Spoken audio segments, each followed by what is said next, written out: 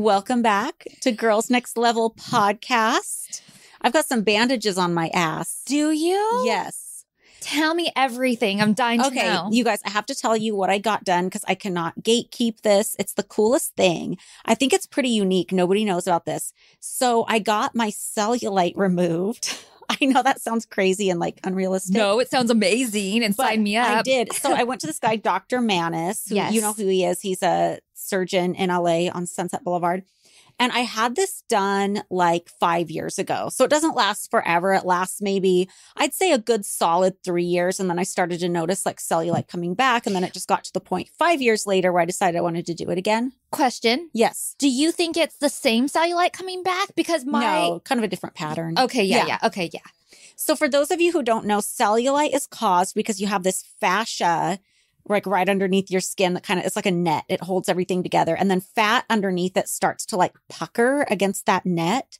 So what he does to like get rid of the cellulite, and he does this while I'm awake, it's like not even like a surgery, is he like, I mean, I don't know exactly what he's doing because my butt's numb. I've I'm not seen- facing him. I've seen it. I've seen a video of what they do. But it's like they take a needle and they go in and they like poke where the skin connects to the fascia and like kind of undo it. So it like loosens up. Yeah. So then you don't have the cellulite anymore. Yeah. So they take the needle and they push it in and then they kind of like move it back and forth and it like cuts that band. Yeah. And I forget what it's called. I'm going to vlog about it for my YouTube because I just feel like people should know about this. Like I always like being transparent about stuff. And I just feel like nobody knows about this procedure. And I asked Dr. Manis today, I'm like, did you invent this? Because I feel like nobody knows about it. He goes, yeah, I did. He said he did it on Doc 90210, that show that used to be on E a long Maybe time that's why ago. I've seen a video of it. Yeah. He said he did it on Doc 90210, but it was just something he just kind of figured out. He says a lot of his patients come in and they're not even asking for specific things that exist. They'll be like, how can you fix this? I don't know how to fix this. Yeah. But it's a really cool procedure. You're like awake the whole time. How much did it hurt? The only thing that hurt is they inject you with a little bit of painkiller. So that needle you can feel, but the rest of it, you can't even feel anything. Is it just one injection or do they have to do painkiller every time they do a poke? I mean, maybe like 2 injections per butt cheek. Okay.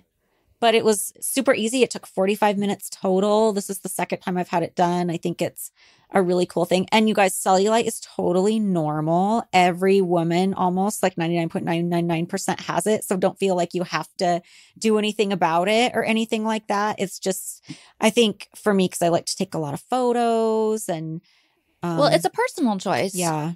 There's nothing wrong with it. Damaged by trying to live up to a weird beauty standard.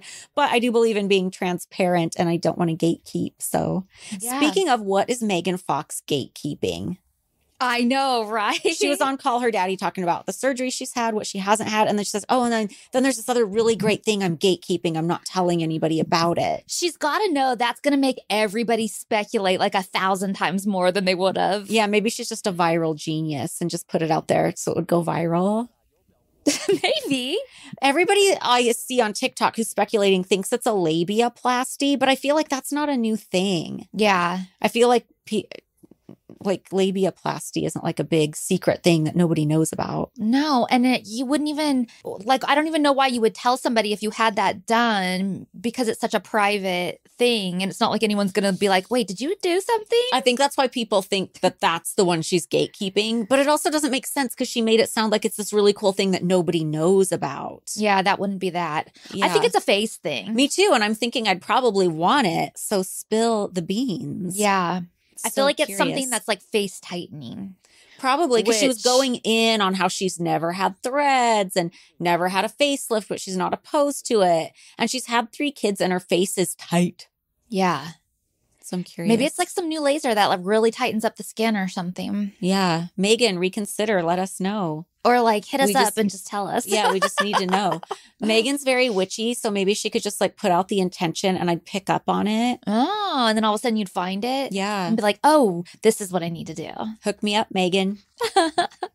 So today, speaking of witchy, Our episode is called Girls Will Be Ghouls. It is our second Halloween episode of the series.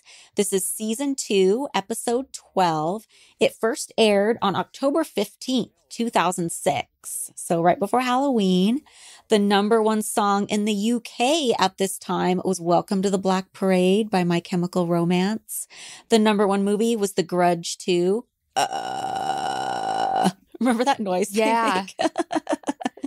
And the majority of this was a pretty fast turnaround because the majority of this was filmed in September 2006 because a lot of the Halloween footage is the previous year's Halloween footage. But then like the haunted tour and stuff, that's all like what we really did for your birthday. So this is kind of a birthday episode too without saying it's a birthday. Kind of is. You know what we actually did for my birthday is me, you, and my mom went to Universal Studios. Yeah, I have a ton of pictures from that. Me too. We can post those too. But on our Patreon. We did this like early September. So I think we kind of did it as a birthday thing. Yeah, that makes sense. That's how I made everybody come. Yeah. Forced. Kendra.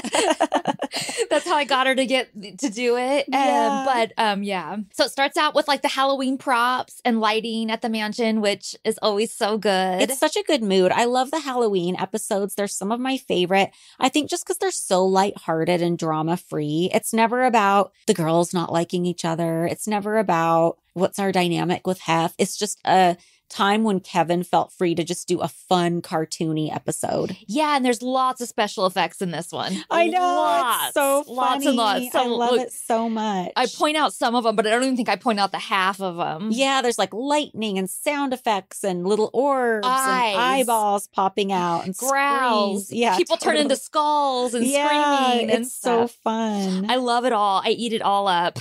And obviously, like we said, the Halloween footage, including, I think, Pumpkin Night, was from the year before. And it cuts to me in my room and shows me in the med room because I just got done decorating for the Pumpkin Night. They kind of show this a little out of order. It's kind of choppy, I feel like. Yeah, for sure.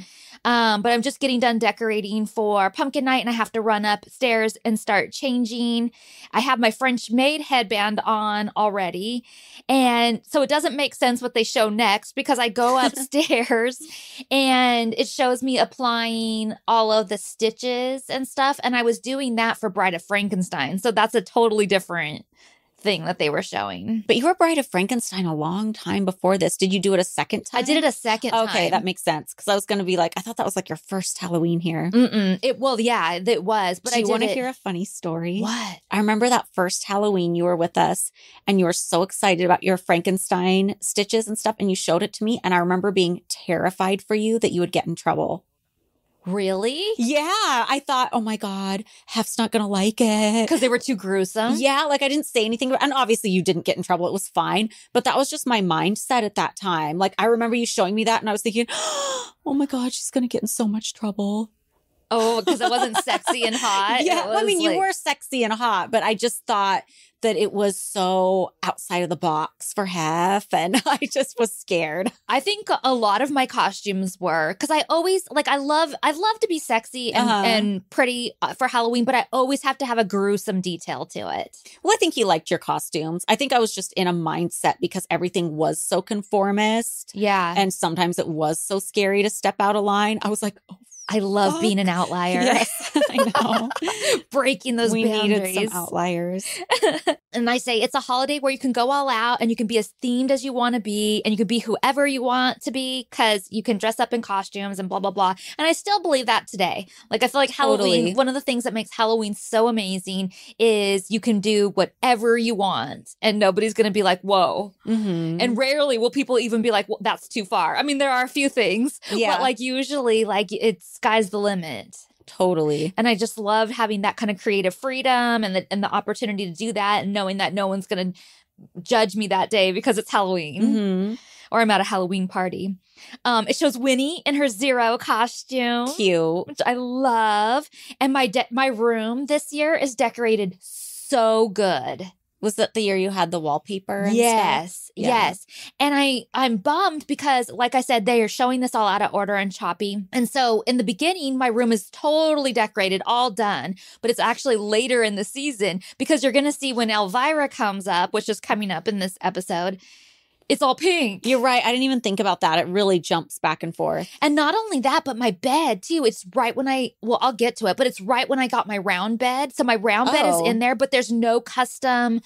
I don't have any kind of bedding for it yet because it's a round bed. So I had to have it made. And yeah, everything's just sort of a mess and in transition at this point. Isn't it funny how round beds are supposed to be sexy? And I know that's because of Hef, because he was like the first one to like do a round bed in like a high profile way.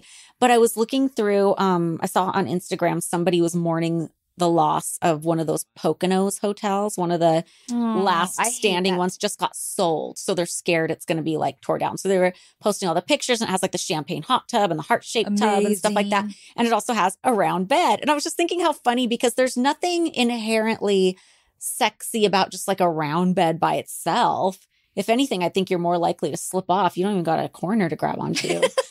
But it's thought of as like sexy because Hef had one.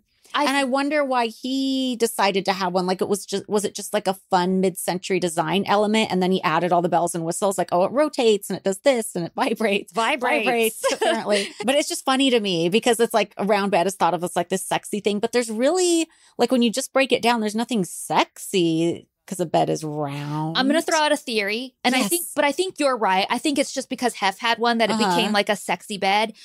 But I will say that because it's round, you can't, like, you would have to sleep closer to somebody. So like my sister spent the night, like we had way more room in my queen size bed where you can like both be on an edge. Okay. Then if you're in a round bed, it forces you to be like closer in, especially the taller the person is, the further towards the middle they have to be. So two small girls can be, we never touched, you know, but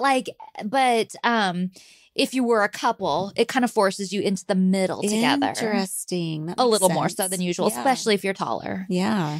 So don't go slipping around. Could possibly be. Yeah. And then you put those satin sheets on there and you're slipping all over the place. I remember my pillows were always slipping off the bed. Oh, yeah. I have satin sheets now, too. And that's always, everything's falling off. Nick hates them. He's like, no on the satin sheets. No. Which is fine. And I still have my round bed, by the way. Fun.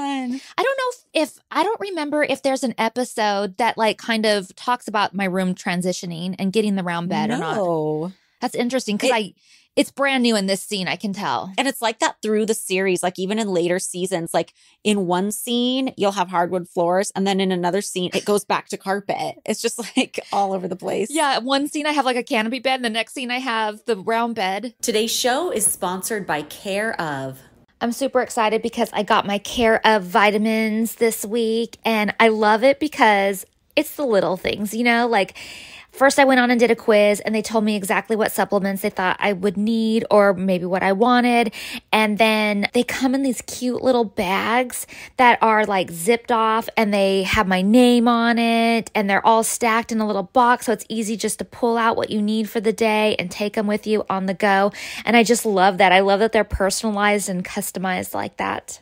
Care of is a health and wellness company that ships high-quality, personalized vitamins, supplements, and powders conveniently to your door every month.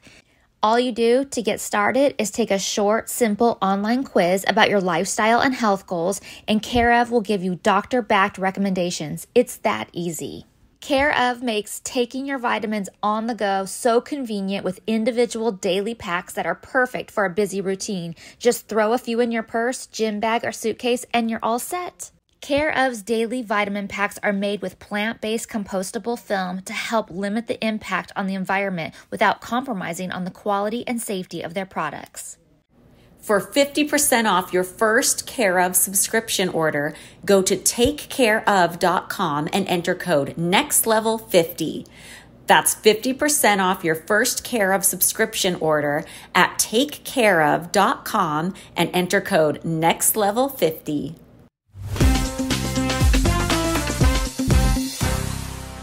In an interview, Holly says, I like to believe in ghosts. I think it's fun. I don't know how real it is. I mean, I'm probably not going to find out in my lifetime if it's real or not. So why not have fun with it?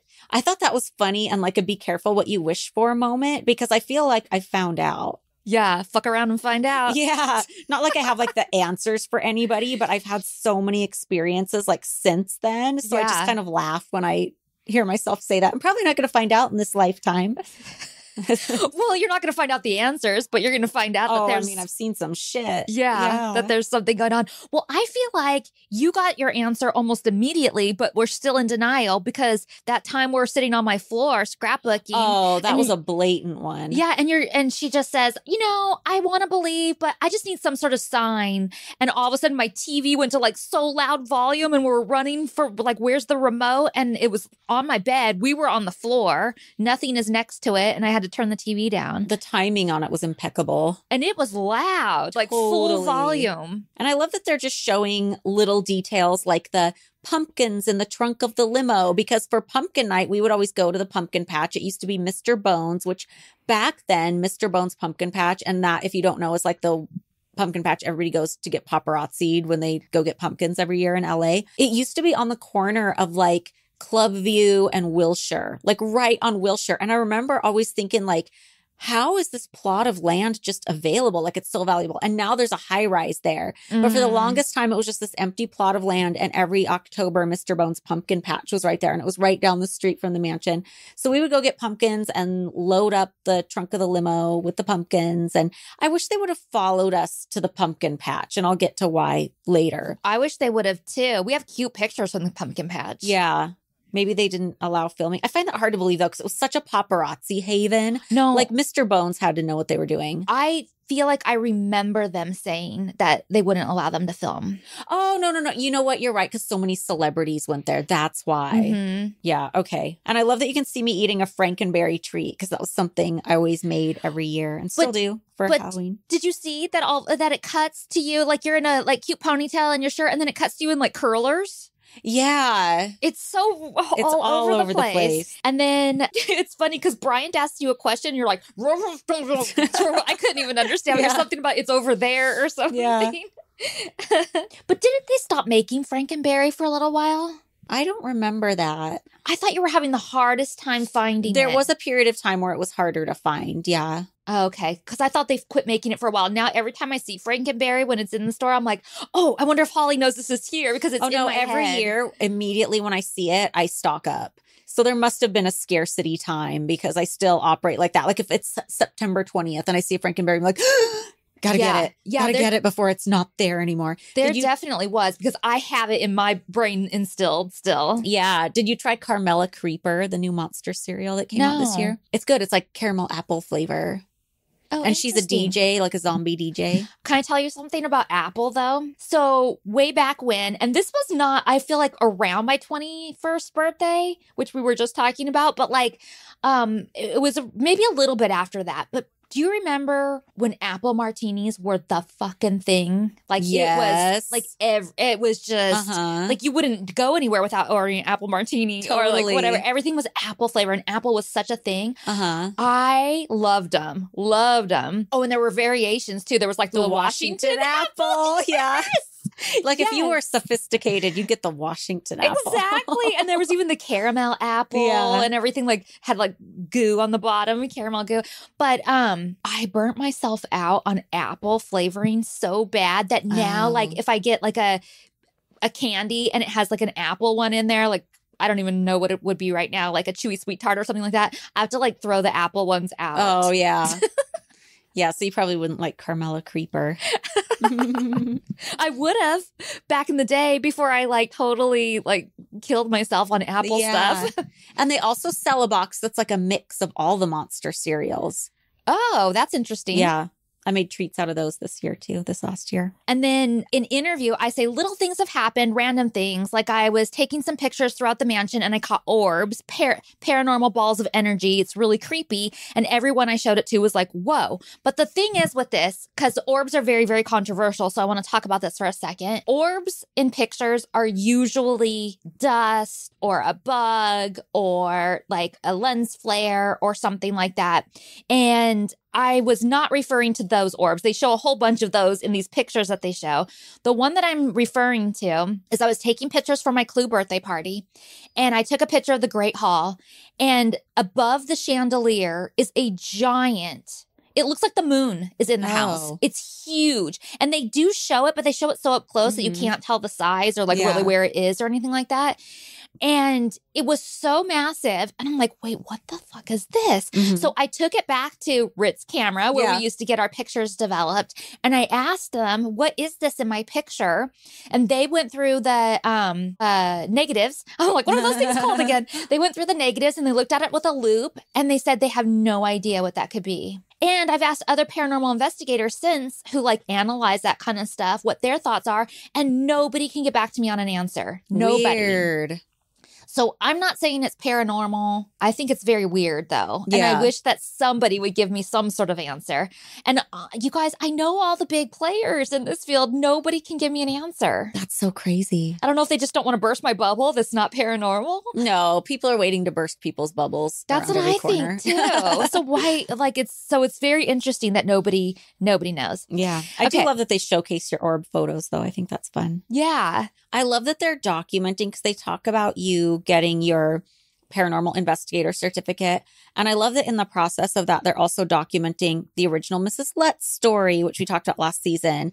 And we'll get to it later, but they document my ghost story in the basement. Like, I'm just so glad that all of that got documented back in the day. Me too. So it doesn't just sound like shit we're pulling out of our asses these days. Yeah. And I know that tape because I'm filming too. Mhm. Like I know I have that tape somewhere. Yeah. I don't know where it is, but I feel like it would be so fun to watch. Yeah. So it shows you coming in to the master bedroom or primary bedroom. Sorry. Still trying to switch that up. So it shows you coming into my bedroom and you're talking about getting your paranormal investigator certificate online and you're doing a whole project on the Mrs. Letts story, which we talked about last season. And then part of your project is to document my story about the lady in the gym, right? Yeah. So we're going down to the gym. You're filming it. I'm telling the story. And I love that they even capture like the secret passage. They show the entrance to that. They Me show too. the closet that pops open. Like they're showing all this stuff. And when it cuts to my confessional, when I'm talking about this, they have like my Jackie Ho costume wig in the background. I did not know what it was at first. And I'm like, what is that creepy ass thing? Because they have like the sunglasses. It's on Yeah. like a mannequin head Uh-huh. or foam head or whatever. It Yeah. has the hat and the wig and the glasses, but it looks so, my first thought was DB Cooper style back there. Oh my God. That's so funny. But it looks creepy. I think they have it lit weird too. So you can't tell what it is really. They do. And I love that they went out of their way to change the set of my confessional a little bit for the Halloween episode. Because usually when you're doing a confessional, you're talking about like 5 different episodes in one confessional. So I love it that they went out of their way for the Halloween. And then we're looking in the closet and I find this video certificate with Pamela Anderson. I'm like, oh, this is good for the Pam Anderson room, which was one of the rooms I decorated in the guest house because they all had a theme.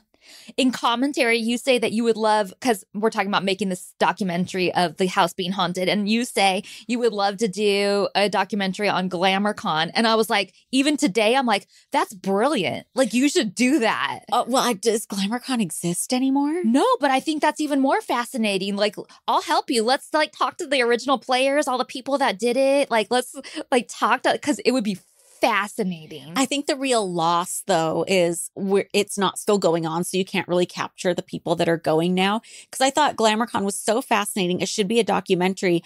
But then at the time I was like, but you can't really do it without kind of making fun of everyone involved, I feel like. No, I don't think that's true because I think that just, Really? yeah, because you're just telling the story. That's what a good documentary will do. Okay. You're just neutral in telling the story. You let them speak for themselves and you let the audience make their decision.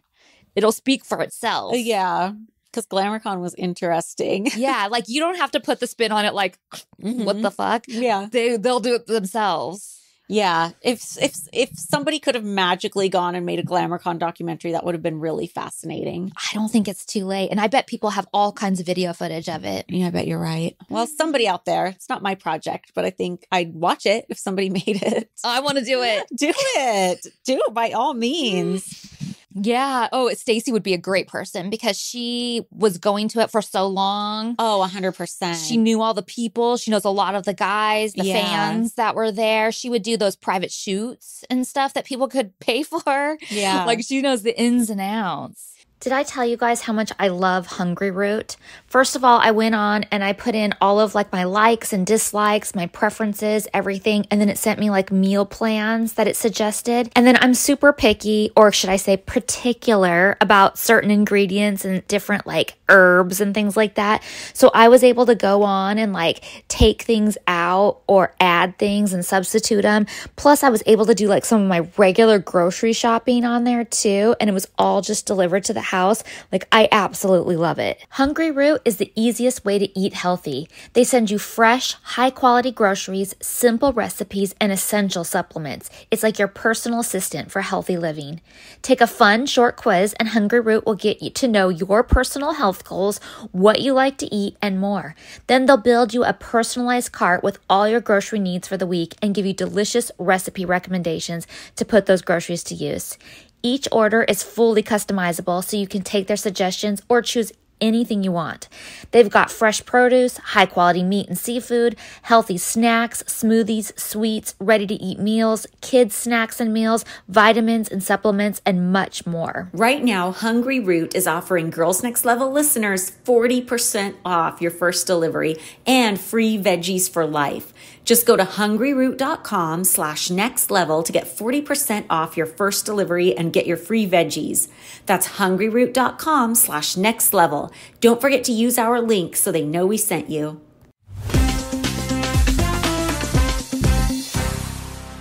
I have a question for you too. When we're heading down the spiral stairs, I say, yeah, I just want you to recreate this and stuff. You said, well, what if I don't want to recreate it? Was there hesitancy for you, or were you just like being silly? I don't remember, but my instinct is if I hesitated about anything paranormal, it's because I felt like Hef didn't like me being into it. Oh. But you did it because he knew we were doing this for the show. Yeah. So it's probably okay somehow. Yeah, I really don't know what that comment was all about. So this is, if you're watching this on YouTube or Patreon, this is the DVD. It's Hef's Halloween Spooktacular starring Elvira. This is the back. And did this air anywhere? Like, this wasn't one of the A&E specials that Kevin did for Playboy, was it? I have no idea. I think it was just straight to DVD because Playboy was in the DVD business. Mm-hmm. And there's not even a description on the back of it. There's just random pictures from the Halloween party. And well, it must speak for itself. yeah, it speaks for itself. Playboy presents Hef's Halloween Spooktacular, hosted by Elvira, Mistress of the Dark. I really should have watched this ahead of time so I could talk about it before. We can do a special on it around Halloween time. Yeah, we should do that. Like on our Patreon, we'll watch it and react. But what I remember about it was they were documenting all the setup for the Halloween party, kind of like a behind the scenes, what goes into this. Elvira hosted it. And then it was like footage from the Halloween party. Yeah, that's what I think it is too. It's more about like what goes into having this like big event. Yeah. And then you get to see the event. Yeah. Yeah, that's what I think it is too. I don't know that I've ever actually watched it. I mean, we must have at some point. Like, I can't imagine Hef didn't sit us down and all watch it, but maybe not. I don't know. He might not have been as into these as he was like the more personal stuff. Right. But yeah, we'll get into this on Patreon one day. I like how in interview you say that this whole ghost story may have just been because you were working out and you hardly do that. So your brain just might have been like, what did you say? You might have had a brain attack or something, and it shows your head popping open and your brain like. I know, they do this funny graphic. I love it. And then I'm curious, you're wearing a braid across your head. Is that a fake braid? Yeah, I wore it a lot around this time period. I wore it to Midsummer Night's Dream because I was just going through like scrapbook photos, and I wore it like a handful of times. It's just like one of the a headband that looked like hair. Yeah. And another thing I wanted to comment on that whole scene is I love how we do it in the dark. Like we're really doing like a ghost hunting show type of totally. thing. Like there was no reason we needed to do it in the dark, but like funny. Here we are in our night vision. Didn't you find something else in that closet too and they cut it out? Probably a picture of Kimberly. I would think. Oh, yeah. Because I have it here. In commentary, you say they took out the funniest part of that whole scene because you open up that closet and you pull out a picture of Hef and his ex-wife and they put it and you screamed or something like that. Yeah. And I don't remember one of them together, but there was a giant like life-size poster of Kimberly in there. That's funny. Okay, so the next scene, gates are opening, town car is driving up the driveway. They open it up and it's Elvira, Mistress of the Dark. And I don't know if you guys have noticed, but this is not an Elvira costume or anything, but I thought it was a very Elvira dress. It's like an Elvira bound. Yeah. Oh yeah, I'm Elvira bounding. Yeah. It's got the big old slit, the cleavage, the most important part. Yes. I don't have a dagger or belt or any of that kind of stuff, but maybe I'll be here for Halloween this year. Yeah. I had never met her before, but obviously, like, as much as I love Halloween and horror movies and all that stuff, I definitely knew who she was and I definitely was excited to meet her. So this was like kind of a big deal for me. Mm-hmm. And she comes in and she's kind of like in the Great Hall, can't find anybody. It's quiet. During the day, it always is pretty quiet around the mansion. Yeah, for sure. Like I think people are surprised that aren't there all the time, you know, like that they think it's just crazy all the time, but it's quiet like that a lot. Mm-hmm. And then she kind of goes around the corner and finds Kendra in the dining room. They say hi and, you know, kind of have like weird, awkward talk at the dining room table. And Kendra has no idea who she is. Do you think this scene was kind of set up? Because I feel like the way Kendra goes and introduces herself says to me set up. Me too. Because I feel like if somebody in a costume like that walked in and she was just downstairs eating, she'd just sit down there eating. And she might like say hi and stuff. I don't think she'd get up and like introduce herself in a professional manner. That's what I think too. Yeah. I totally think this was set up. That's kind of what the giveaway is. Yeah, I think that Kevin was trying to create like a contrast. Like, here's Bridget is just like dying to meet this person, and this is like her horror icon. And then there's Kendra who like is like, who the fuck are you and why are you dressed like that? Yeah. That's what I think he's trying to show. I like when she mentions too short, and then Elvira goes, "It's hard out there for a pimp." Yeah. And Kendra goes, "You're right." Yeah. That's what they connected on. And then Elvira walks into, I think, the living room where Hef is. Can I say one more thing? Yeah. But in here, that so in interview, Kendra says that she thinks that Elvira's hot and her boobs hanging out and stuff like that. And she said that after that aired, that Kendra was getting all kinds of messages saying that she was a lesbian. I remember that. And I remember Perez Hilton used to call her a lesbian. I just think it's interesting that maybe it's just back then. I don't know how it is now, but maybe that when you can admire the female body, even though you're a female and you think something's beautiful, like she has great boobs or whatever, that's suddenly you're gay instead of just like appreciating the female body of someone else. I don't know. I feel like that's it's interesting, I think. Yeah. Whether it was that time frame, if it's still true now. I don't know. Yeah, I don't know either.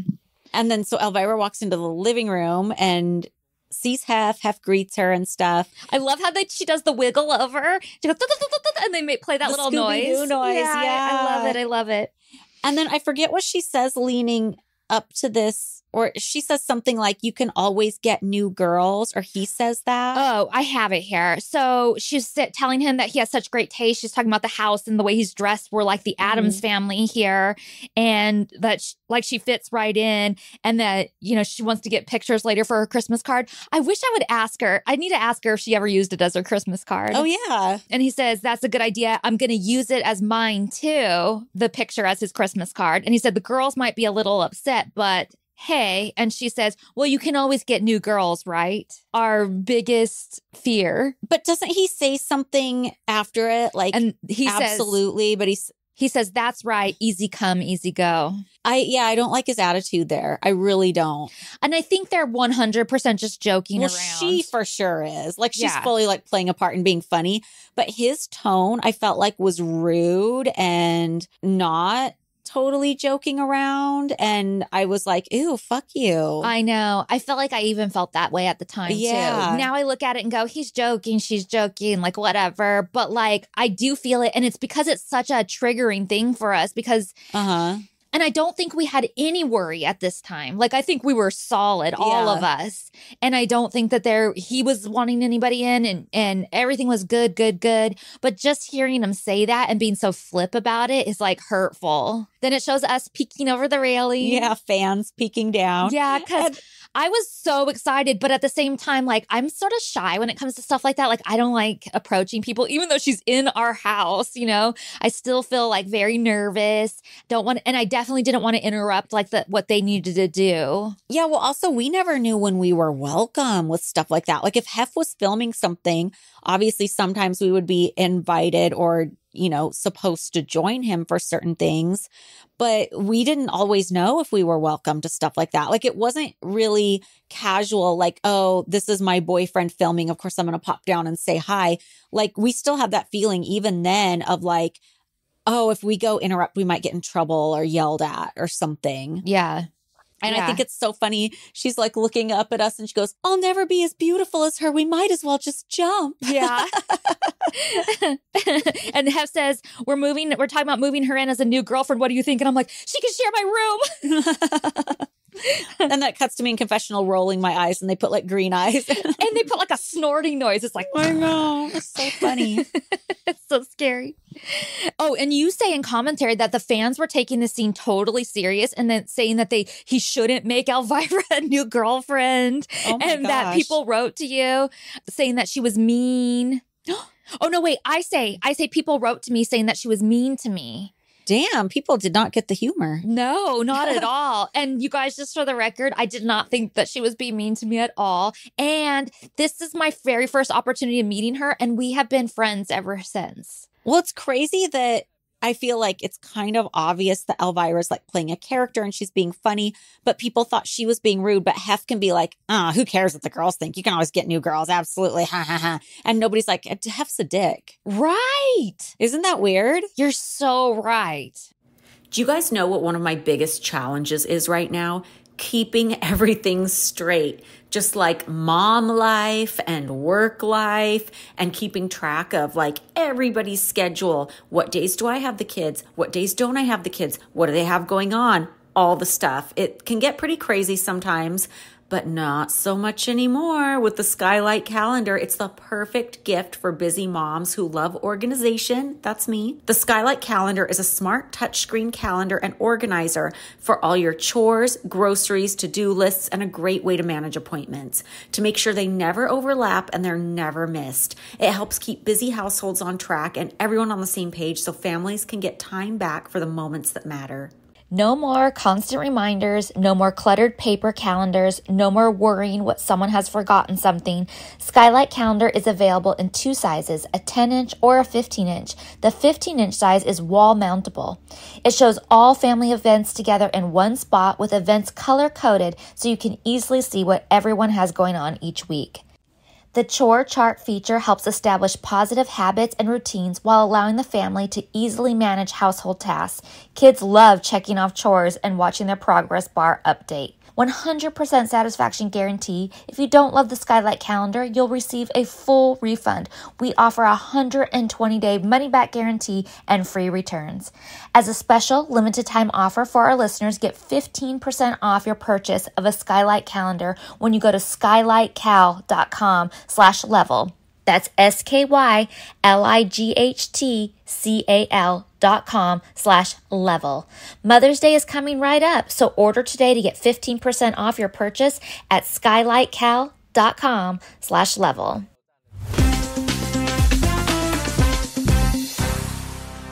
So then Elvira is shooting photos with you and Hef on the back patio. And I noticed Chris Samaruso is the one taking the photos. And he was the one who would always take portraits of us with our pets. Yeah. He was really good at like photoshopping the pets. So everybody looked perfect. Yeah, he did a really good job. So then I bring her upstairs to see my room. And this is like one of my biggest disappointments because I can tell the room is in transition. There's a bin of Halloween stuff. I can see like bloody leg stumps sticking out and things like that. And I can tell that I have all of the pictures and framed things off the walls and kind of stacked along the side because I'm going to put up all that specialty wallpaper and everything, but it isn't done yet because this is back in like, I think August or something like that we're filming this, late August, because I used to pull all of my Halloween stuff out in August. This is what I usually like to do even now, pull everything out in August, kind of get an idea of what I want to do, decorate all of September because I really go all out. So it takes a long time to do it all. And then have it decorated all through October. Yeah. And then November 1st, if I'm not hungover, it can come down. Yeah. If not, it's November 2nd. But now it's Nick's birthday on November 1st. So I have to, maybe push it a few days. Yeah. But anyway, I give her a tour and I love her reaction because she is gassed and practically passes out. And I love the montage they show of all the pink stuff and they focus in on my favorite prop, the pillow that says pink.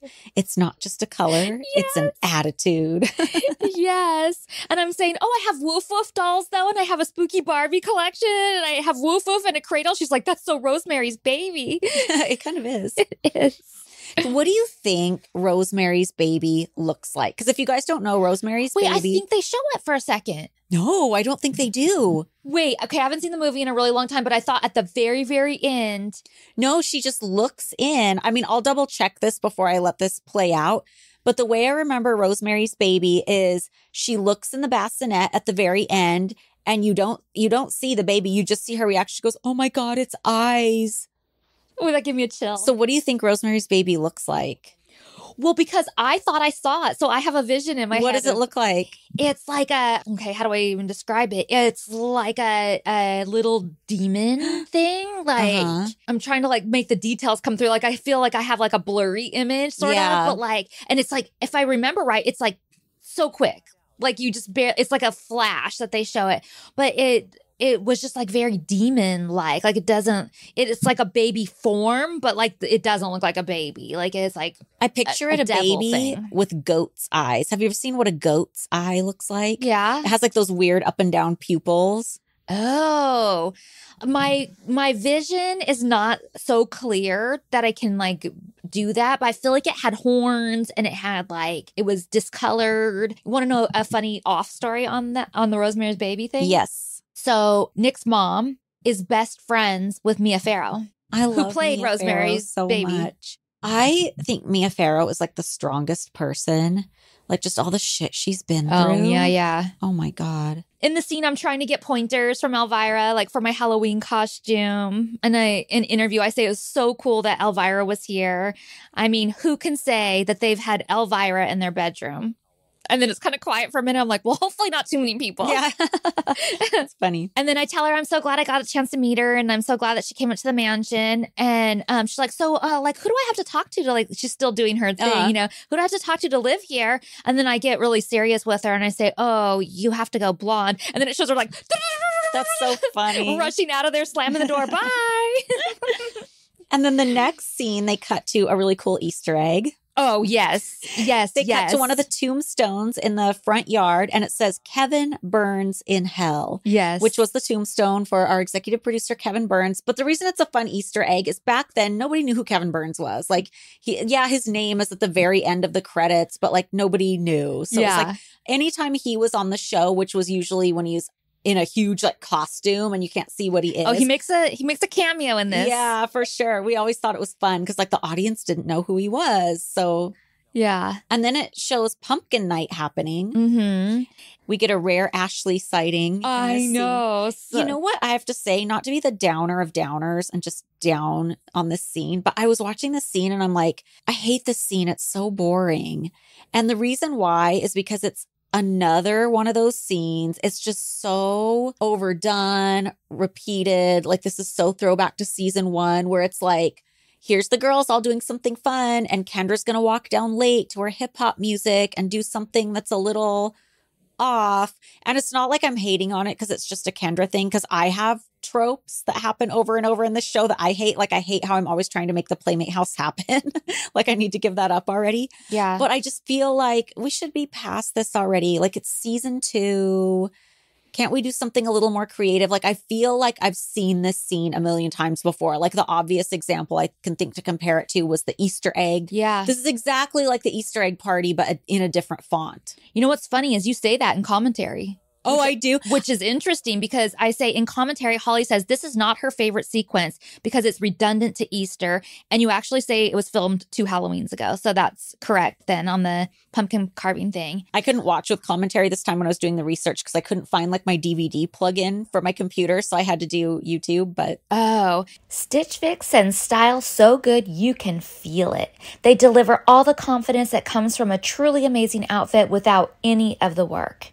It's so easy. I went on and took a little quiz about my style, and then they showed me a whole bunch of pictures of different outfit ensembles, and I gave it a thumbs up or a thumbs down whether I would wear any of those things or not. So it was actually kind of fun to do as well. Oh, I loved my Stitch Fix stuff. I got all these amazing black basics, and then they sent me this blazer that's kind of like plaid, and it's very on brand for me. It's very Capricorn. I loved it so much. My stylist helps take my wardrobe to the next level. She knows what works for me, sometimes even better than I do myself. She helps me discover new things about my style. It's like my stylish best friend is shopping for me. I just give my stylist my size, style, and budget preferences. I order boxes when I want and how I want. No subscription required. And she sends 5 just for me pieces, plus outfit recommendations and pro styling tips. I keep what I love and send back the rest. It's just so easy. And if you don't love something, just send it back. Shipping, returns, and exchanges are always free. Style that makes you feel as good as you look. Get started today at stitchfix.com/GNL. That's stitchfix.com/GNL. stitchfix.com/GNL.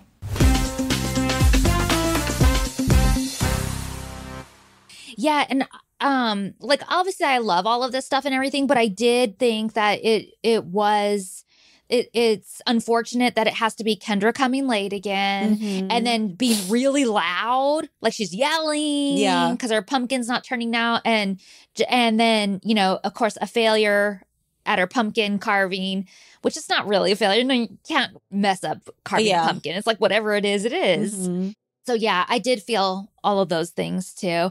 But what I hated most about this scene were the sound effects. Oh yeah, they're a little gross. Like I love the special effects when they do it in the show. I love anything cartoony, but it's on par with like the bodily function noises. So we're scooping the innards out of the pumpkin and it's like bleh, bleh, blah, blah. Like it makes me want to puke listening to it. It's just so like, gross. Like gooey and blah. Yeah. Just disgusting. So one thing I wanted to talk about too is dial it back a little bit.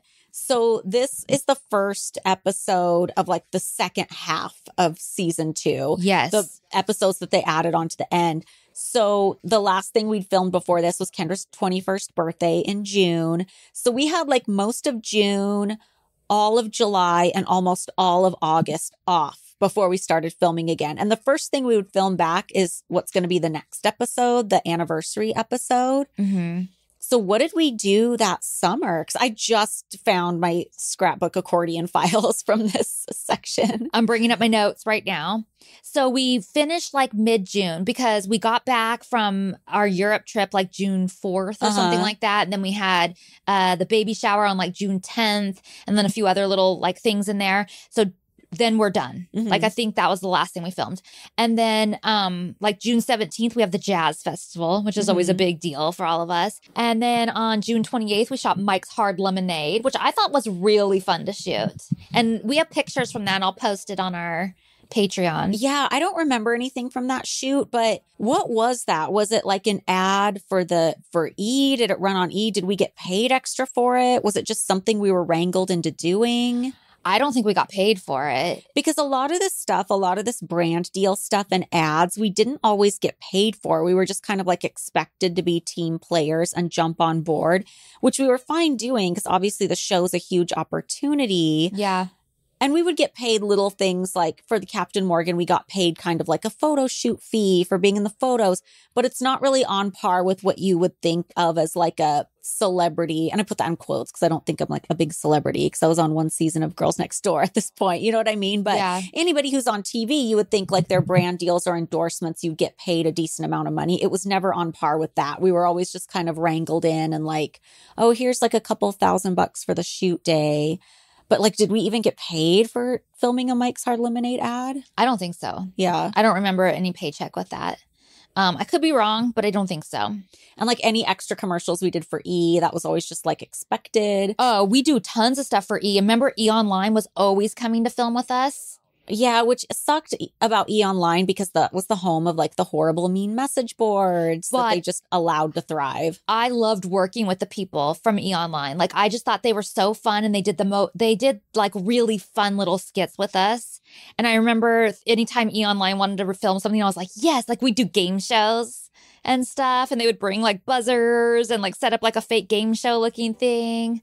I have no memory of this for some reason. Oh, really? Yeah. And like I would win I remember winning a prize, and it was a framed picture of Hef, and I kept it in my room after that.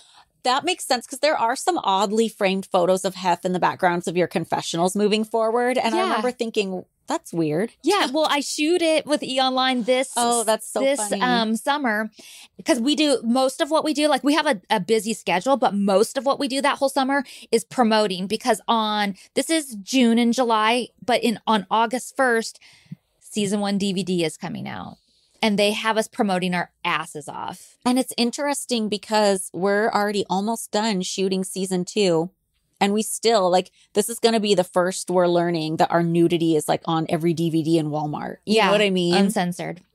So we're only just now learning this. We don't even know it yet. Not till we get to August 1st. Yeah. But July 1st through the 3rd, I leave and go do Celebrity Paranormal Project. How was that? Amazing. Do we want to get into it here or like? Yeah, why not? Okay. It's on theme. Yeah. So I got called down to Mary's office one day, and she said that there was an offer that came in for me to do Celebrity Paranormal Project, but they almost didn't give it to me or tell me about it because it's for VH1 and E doesn't want me doing it and Hef doesn't want me doing it. But so how did it get through? Did Mary come to your rescue? She didn't say she came to my rescue, but she just said that Hef decided that it was an opportunity he couldn't keep from me, knowing how much I love all of that stuff. Mm-hmm. And so he had gone to bat with E to let me do it. And it was literally leaving like that weekend though. Whoa. Yeah, because I have and I'll put these all on our Patreon, but it says leaving this Sunday. Like that's what the memo says, like leaving, and I don't know what day I was there, but so yeah, they flew me I was super excited about this. They flew me to Maine. I don't think I knew who the other contestants were because when we got to the hotel in Bangor, Maine, they kept us all sequestered. But I remember they had we weren't allowed, but I could smell pot coming from one of the rooms. Oh, that's funny. So I was like, who is that? I know that's got to be somebody from the thing. And then the next day they all take us to this like little tiny, there's a little dock. It's like not anything big. And we're all sitting there waiting. That's the first time we all meet each other. And they take us in a boat to this little island. And there's like a 400,000 square foot abandoned textile mill. Ooh, and spooky. They drop us off right at dusk. And we have to stay there until dawn. And there's no camera crew on it. We have to film ourselves, but there's cameras set up throughout the place that it's filming. And we have a computer that tells us what we need to do. So my team was Mia St. John. She's a boxer and has done Playboy. And Andrew Firestone. He was one of the original Bachelors. Oh, yeah. Coolio, which was amazing. And David Carradine. And me. Fun. That's an eclectic group. Yeah. And it was such a fun experience. I'm so glad I did it. I want them to bring that show back so bad. I want to host it. That'd be fun. I know. I feel like I should just email them and tell them, let's do this, please. Do you feel like real stuff happened when you were there? Or do you feel like you were tricked for like content purposes? I think a little bit of both. Mm-hmm. I think that a lot of it was set up. I tried to ask them. I was on a flight and I just happened to be sitting next to one of the executive producers. And I was like, okay, so tell me about this. Did you guys set it up? And he just got all giggly and wouldn't say anything. So I'm confident some of the stuff was set up. Oh. But something whispered in my ear. And that can't be made up. Yeah, you can't. You can't make that shit up. Yeah. And it was like, I could feel the breath. Like I could feel it. You know? I had that happen to me at this house. Yeah. So like, yes, I think a lot of it was made up, but not all of it. And I actually am linking my episode on our Patreon. Ooh, that's fun. Yeah. Awesome. And I'm also I found like tons of artifacts that I have from it. Like they had this, my name on the door in their font and all that stuff. I thought all that stuff was so cool. Yeah. And just like the packet that they gave me when I arrived and like just all the little memorabilia stuff that I saved. I'm going to post it all on the Patreon so you guys can see it there. And then I get back on July 3rd and the next day is 4th of July, of course. But it's crazy how this whole summer, and you're probably only halfway through the list, we're doing so much press and so much promotion, which I hated doing press just because I thought the press was oftentimes very rude to us. I don't mind doing the work to do like all the promotion and stuff because I thought the show was a good opportunity. So I'm not like mad about it, but it's just interesting to note how hard they were working us that summer. Because for people who were so quote unquote replaceable and who didn't matter and, you know, the show's not about us. Easy come, easy go. Yeah, they sure thought we were important enough to engage in all this promotion and get their money's worth out of us. You know what I mean? But then we also do interviews with Australian media. And then E is doing a whole thing where they film us getting ready to go to Katana. And we go to Katana for dinner and then do the Sky Vodka party. But E's filming us do all that for like, you know, their own content. I don't remember that at all. And there's a big party at the mansion with K-Rock. And we do interviews with Kevin and Bean and go to that party. We're doing Extra, the Girls Next Door E-promo shoot that I was talking about where the game show and all that kind of stuff. And then I have just another random Girls Next Door promo. And then I have the Ryan Seacrest interview. And we also do Good Day LA, MSN.com and AOL.com that day. But the Ryan Seacrest interview, July 26th, that's when I had a meltdown. Yeah. A total meltdown. When we heard they were adding more episodes, but we weren't getting a pay bump. Yeah. Yeah. That's the first we know they're adding more episodes to the season, but you guys aren't going to make anything more. So chill. And I was not So chill. And the next day we do Craig Ferguson and Bill Maher and Access Hollywood. Then the next day it's August 1st. Now we're doing Good Day LA and KTLA Best Damn Sports Show, Tom Likas.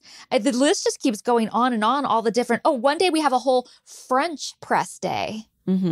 Like it's crazy, but there were some fun things that we got to do in here. So let me back up a little bit and add the fun things that we got to do. This one, I don't know if it's fun or promotion, but we did shoot for the Lingerie Bowl. Yeah. And that was interesting. Every year they would have this special during the Super Bowl that was like the Lingerie Bowl.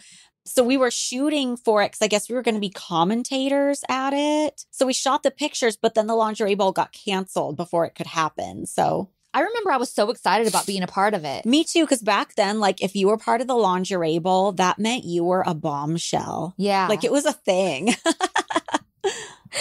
And I loved my little outfit they made for me, which we ended up wearing on benchwarmer cards. It was like a white and baby blue, like, football lingerie outfit thingy. I have some photos from that day that I can post. We did the Kitson. This was actually work, too, but we did the DVD signing at Kitson.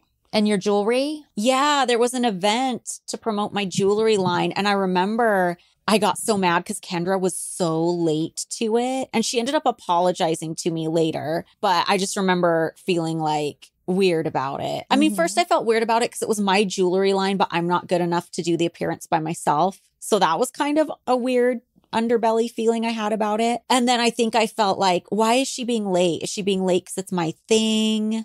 Well, I think that they were piling on to you. You probably would have just done it if it was the jewelry line, but they're trying to like also promote the DVDs right here. So it says on the things that we're doing, it's your jewelry line launch thing at Kitson, but also DVD signing. Okay, because that makes sense.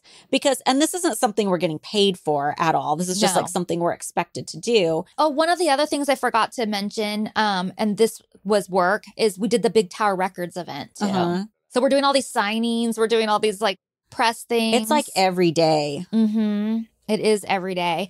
Oh, but one thing, we do go to Paris Hilton's album debut.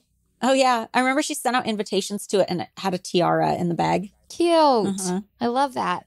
So yeah. Stars Are Blind. I know. You must have heard it that night. No, when I went, after we recorded that, I went and listened to it and I do recognize the song. So I do know which one it is, but it doesn't like pop out to me like that I know it off the top of my head. But now I know it. I know it. And I did know it. Yeah. So that was our busy summer. And that took us all the way to August 23rd. And literally the next day we're filming. Yeah. So they got their money's worth out of us. For sure. We were kept very busy.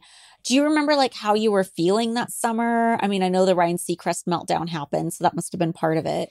Well, honestly, I feel like for most of it, I was kind of on top of the world. We're doing all this press. We have a hit show. I got to go do VH1 Celebrity Paranormal Project. And I just feel like, wow, we're getting opportunities. This is exciting. This is fun.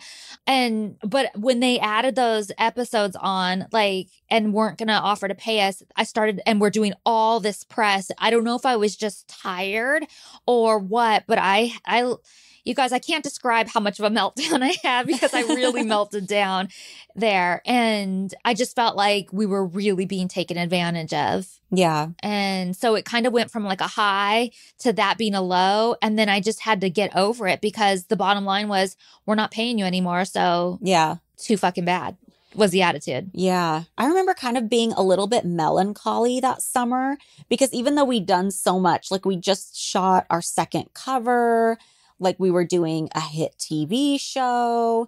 Like when you look at it in context like that, I can see how, oh my God, I was making so much progress and doing so much for someone in my position.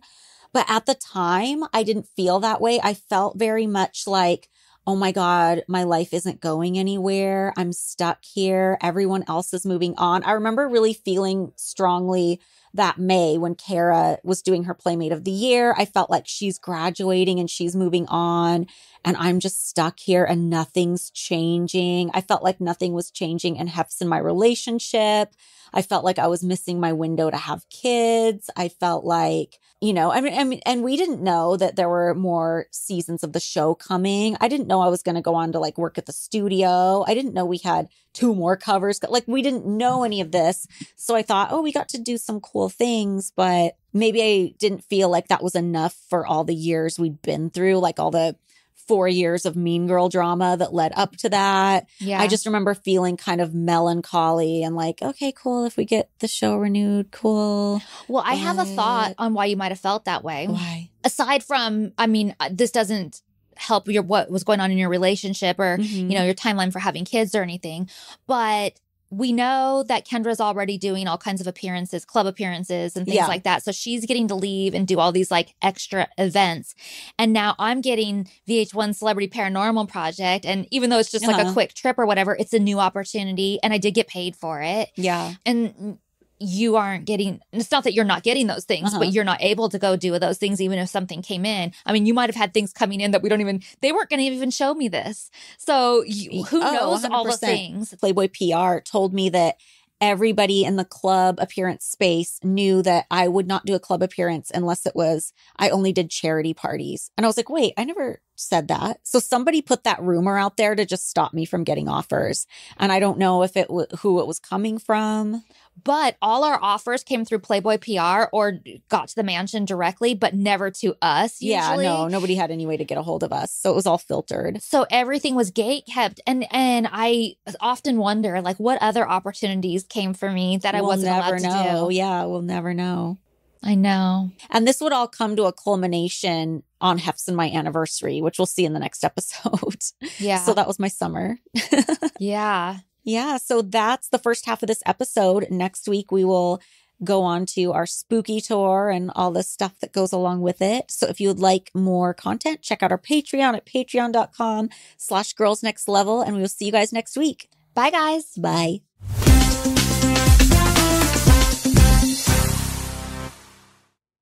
Welcome back to Girls Next Level, everybody. You know what I'm doing tomorrow? I'm so excited about. What? I'm filming with Trisha for Just Trish podcast, but we're filming with my favorite YouTuber, this guy named Aphrodite. I don't know if I've ever told you about him before, but he's the pop culture psychic. I don't know if it'll be out by the time this comes out, but I'm super excited about it. He does tarot readings on YouTube, like about celebrities, and I'm so into it. And it becomes headcanon in my mind. Like if he says Hailey Bieber is doing this in her spare time, I totally think it's what she's doing. Like I'm just so invested. But anyway, he was in one of his videos, he was saying, my goal is to blow up on YouTube so I can go on Just Trish podcast. So I messaged Trish. I'm like, you have to have this guy on. He can do readings for us. And she recognized him because I guess he used to come to her live shows. So he's going to come on and do our readings. Fun. And yeah, I'm bringing crumble cookies because he also does crumble cookie reviews on his TikTok. But the crumble store is always sending like a shitty box where like the cookie's all smashed or weird or something. I'm like, how do you have the one crumble that's like sending weird cookies? Yeah, that's going to be fun. I'm so excited. And we're dressing up as Taylor Swift in the Willow era because that's like her witchy look with like a cape. Love. I'm so excited. I love it. What are you up to this week? Oh, I'm going home. I think I mentioned it before, but this weekend is my grandma's 105th birthday. Yeah. What are you guys doing for it? So we're going to her old house because she lives with my mom now, but my uncle still owns the house that she lives in. So we are going there and just like 2 hours of like people coming over, kind of open house style, cake and stuff. And oh, that's fun. The whole family. Like I think everybody's going to be there, which is also the reason I'm going home because there's some family that I like hardly ever see. Yeah. So, yeah, weather permitting, because there's supposed to be another storm coming in this weekend. Oh my gosh. Yeah. And I don't think it's going to affect me. I can drive in the rain, but I think it's going to affect one of my aunts that has to come down from the mountains. Like, I don't know if she'll be able to, get through it. Like the Sierra. She'll be coming down the mountain when she comes. Such a good song for Lodi. I know. I love it. So we are back on Girls Will Be Ghouls. Yes. And we are taking the picture of Winnie in a pumpkin. Yeah, but can I say something first? We start out by saying, in interview, I say, Wednesday and I both have a common interest in Halloween. We both love it. What? I know, just like making up our animals' entire personalities. And I love too this scene, like we're in no makeup. I'm still in my robe and my slippers, having my morning coffee. Yeah, we don't give a fuck at this point. No, but it's almost like you came in my room first thing in the morning and said, are you up? Oh, good. I need a picture of Wednesday. Yeah, because I was on a mission because every Christmas I would make this janky ass animal calendar for the entire staff. I think later we started getting them like Starbucks cards too. Like you and I would get together. We'd get a list of everybody who worked at the mansion, from animal staff to video staff to butlers. How many people do you think worked there total? Like 200? I was going to say like 160 or something like that, but I don't really know. Yeah, it was a lot of people. So for Christmas, obviously they're getting like other bonuses, I hope, like from the company. I don't know. They're getting the thing that Rick Pallet collected because one of the guests would collect like annual tips from all the guests and they do like a thing. But we would get them like Starbucks gift cards and make these janky, I'm telling you, these are janky looking back on it, animal calendars. But I thought it was like, who wouldn't want to have a calendar of all the animals at the mansion? I think they like them. I hope so. Because I look back on it and I'm like, oh my God, they probably thought I was so dumb. I don't think so. Sometimes I wonder, like, if the staff hated me and I just didn't know. Because remember when we were interviewing Marston and I was like, oh, I wonder what they said about me behind my back. And he goes, oh, I had a good idea of what they said. And I'm like, what? And then he kind of backed off and he's like, oh, no, you were just always nice. That was just the thing. And I'm like, I know. Something I don't know. I know. It sounded like scary. And you know what's weird too is there was this bartender named Willie. And I always thought, he was fine. Like, I'm always polite to people. Like, I had a million customer service jobs before I came to the mansion. Like, I wouldn't not be polite. I was professional, though. I wasn't like buddying up to people, especially after I was a girlfriend, because I just was scared of getting in trouble. But I was always polite to people. I never thought anybody would have any beef with me.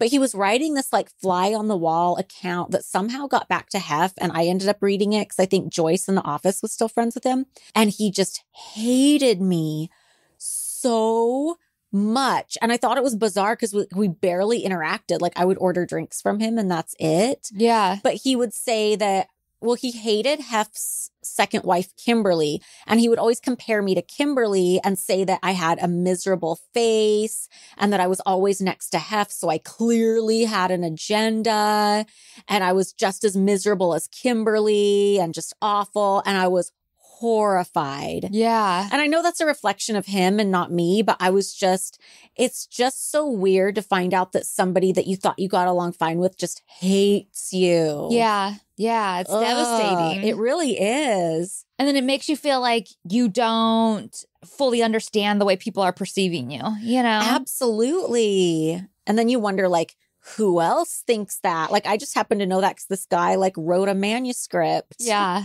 Yeah, totally. And I remember I was so upset about it, and I told Hef about it. And he was, like, friends with you. Like, you guys would talk on Fun on the Sun, and he had a lot of really nice things to say about you. And Hef was like, well, he just doesn't know you. Like, if he got to know you, he'd probably like you. But I was so disturbed by it. Yeah, I would be too. It was weird. So anyhow, there's a jack-o'-lantern pumpkin, probably from pumpkin night. And I thought it'd be so cute if we could take a picture of Winnie and the pumpkin. So we're kind of holding her in it. And please tell me that they're adding all the whining noises. Oh, yeah. 100%. Because I was like, I don't think we'd really do that. Like, she's kind of like kicking a little bit. Like, you can tell she's confused. Like, why the fuck are they sticking me in a pumpkin? But I don't think we would have been forcing the issue if she'd been making those noises. No, Never. For sure not. So I'm like, God, please tell me those are added. Yeah, no, but there was not really anywhere for her to get her footing. Like, she didn't know. Yeah. I couldn't tell her what I wanted from her, like to just like sit there for a second, but she finally did. Yeah, and it was a really cute photo. I'm so, like, I feel like I think about this sometimes. I feel like how like that was almost a miracle that happened to get that shot. Yeah, that we got lucky. Hit because she only stayed in that position perfectly for a split second. And those digital cameras like aren't the quickest, right? It's not like a phone like click. It's like you kind of have to hold it down for like a hair of a second and gotta wait for the click. I mean, I know it's just a split second, but it's not as instant as like an iPhone photo would be. Right. And so like, and then you have to wait for like, and this is only a second too, wait for it to come up on the screen, whether we got it or not. So when we find out that we got it, that is truly like elation. Like, I'm so excited that we got it. Yeah. Then I think the next scene is we're in your room. Yeah, I start pulling through books because I have lots and lots and lots of haunted books, murder books, like just all that. My whole library in my room is very dark books. And I pull out Encyclopedia of Haunted Places. I remember I loved that encyclopedia. Oh, I loved books like that. I still have a book, it's probably over here in my office, of just like sites you could go to in Hollywood. It wasn't necessarily spooky. Like a lot of it was just because most of the people we're talking about are dead. But it was just like places to go in Hollywood, like where movie stars lived and different sites and things like that.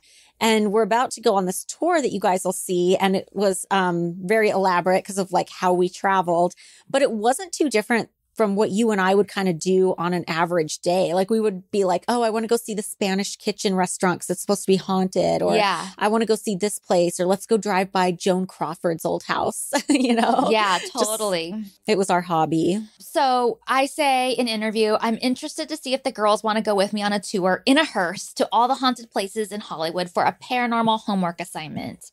And it shows me sitting at my computer and you're on the bed. And I think this is the first time, other than Elvira being in my room, that you were seeing the round bed, the new configuration in the room. You know what, you guys? I just think you guys might think this is interesting. I got that bed on IKEA. Oh, that's interesting. Yeah. Anyway, I say this haunted tour. You'll see the homes and hotel. I'm reading about all the different things that people offer on the tours and stuff like that. And then in interview, I say, I love LA and it's known for mystery and scandal and murder. And it's known to be one of the most haunted locations in the world. But I feel like that was a little bit Frankenbited. Yeah, there's a lot of Frankenbiting in this episode. Yeah. And then I'm talking about Marilyn Monroe, that we can go and it says that they take you on this tour to see where Marilyn Monroe breathed her last breath and then pay your respects at this icon's final resting place. And then it cuts to Holly.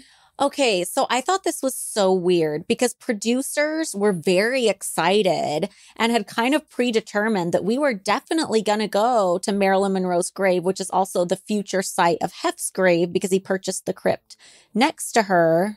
Or not, do you call it a crypt when it's just like the one slot? Or is a crypt has to be the whole house of slots? I don't know. The whole wall unit. He purchased the whole wall unit where he was going to go. And I just remember thinking that was kind of a fucked up ask. And the show like was so enthusiastic about it. Kevin was so enthusiastic about it. It was like predetermined we were going to do it. And I'm like, I don't want to do that. I thought it was creepy and weird because this is like the person I'm with and like that's where he's going to be buried. And what are people going to think of us when we go? Like we're sitting there like waiting for him to die, or are they expecting me to have an emotional reaction at it? Yeah. I just felt like it was so inappropriate on so many levels. I'm like, I'm not fucking going to that grave. Yeah. Yeah. Ugh. Well, in an interview, I say that Holly does not want to go to the Marilyn Monroe gravesite because Hef is going to be buried next to her and she doesn't want to see that. And not that she doesn't want to see it because it's next to Marilyn Monroe, but she doesn't want to think of that, period. Yeah. And it's just a weird thing to be watched doing. Like, how do people expect you to act? I just felt like it was odd. Yeah. And then I say, well, I knew you probably didn't want to do that. So we can customize it how we want. So we changed the whole tour and did it more Black Dahlia themed. Yeah. But not entirely. There were other things that we did too. But the theme of it was heavily Black Dahlia. Yeah. So I start reading about all the Black Dahlia stuff. And it's, in case you don't know, it's one of Hollywood's most famous unsolved murders. Still is. And I had recently just finished reading the book about her. If you guys haven't read this book, it's really good. It's called The Black Dahlia Avenger, and it's by Steve Hodel. And he used to be a detective, I think. Yeah. And he thinks that his father, Steve Hodel, did the murder. And did you know that there's a podcast right now with George Hodel's grandkids? Oh, Root of Evil. Is that the one you're talking about? I think so. Root of Evil, if you guys want to know more about the Black Dahlia case or about the Hodels, really, really good, but also trigger warning, disturbing. Like there's some child abuse stuff in there that's like hard to listen to. Like it's not like they go into like explicit stuff, but they say enough that it's like really disturbing. Yeah. Yeah. Well, I think that's the grandkids of George Hodel. Yeah. So it's really, really interesting, but they truly believe that he did it. And not only do they think he did it, but they think he did it in the house on Franklin. And we go to that house. We don't get to go inside, but we take photos from the outside because it's a very strange looking house. Yeah, it's a Mayan revival. So it looks kind of like, ancient Mayan style. I'm fascinated with that house. I wanted to shoot there when I worked at the Playboy Studio so bad. And we had booked it for a centerfold shoot. But at the time, the owners were leasing it to a psychic who charged $25,000 a day, allegedly. Who the fuck is booking that psychic? Yeah. But we were all set to go. And then at the last minute, she canceled on us because she found out there was nudity involved and she thought it would ruin the vibe. And I was so annoyed, but also jealous because after I left, Arnie got to shoot there. He shot a centerfold at that house. Yeah. Well, for those of you that don't know, it's also called the Soden House, and it's a very paranormal hotspot. Yeah. Zach said that was one of the craziest episodes there. Patty says that too. Yeah. I've always had a pet peeve about like all these diet ads and diet teas and like weight loss things. Like I even said on here when we do ads, like I don't want to do them for like weight loss teas and things like that. Because I always believe that, it's a lot of hard work and eating in moderation and that kind of thing. But then sometimes you just need like a little bit more to make your body perfect. Yeah. Body contouring is a little different than the health aspect. I think there's some times when diet and exercise just aren't going to target that one little pouch or whatever. And I think that's a realistic thing to talk about. Sonobello is the only way to permanently lose unwanted fat in inches. Sonobello doctors are masters in micro laser fat removal. Wherever you have stubborn fat, tummy, sides, thighs, arms, smile, it's going away permanently in one visit. Ask about their modern techniques to eliminate sagging, loose skin. No more feeling embarrassed, shy, and uncomfortable about your body. No more hiding in baggy clothes. No more lights off, darkened room, pretending it's more intimate. Give yourself that gift of a full body reset. You deserve to be happy. Schedule your free consultation. Learn all about micro laser fat removal. Sonobello is running a great special right now. Visit sonobello.com/nextlevel. sonobello.com/nextlevel.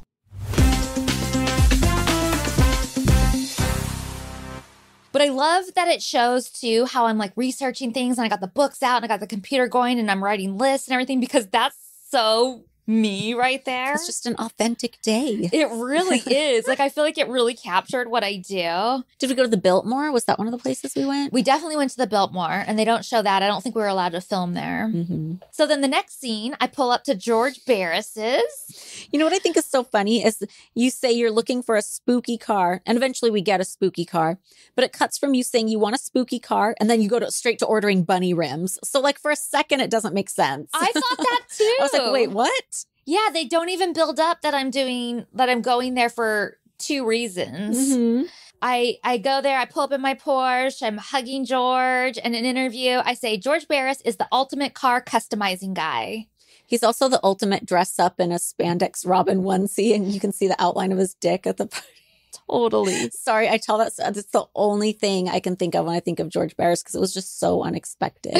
Yeah. And he also spells everything with a K. So car is spelled with a K and customize is spelled with a K and stuff. And I wrote in my notes that he was doing that before the Kardashians. Oh, visionary. And so if you don't know who he is, he did the Batmobile, the Munsters coach. I mean, he even had I don't know if it's just a replica or what, but James Dean's old car in there because I've heard that it's a mystery where that there was all these accidents with all the parts that were used from his car. There were. Zach has the last piece of it at the museum. It's just like the axle from it, but they can't find the rest of it. It's completely missing. Well, supposedly somebody took it and buried it somewhere.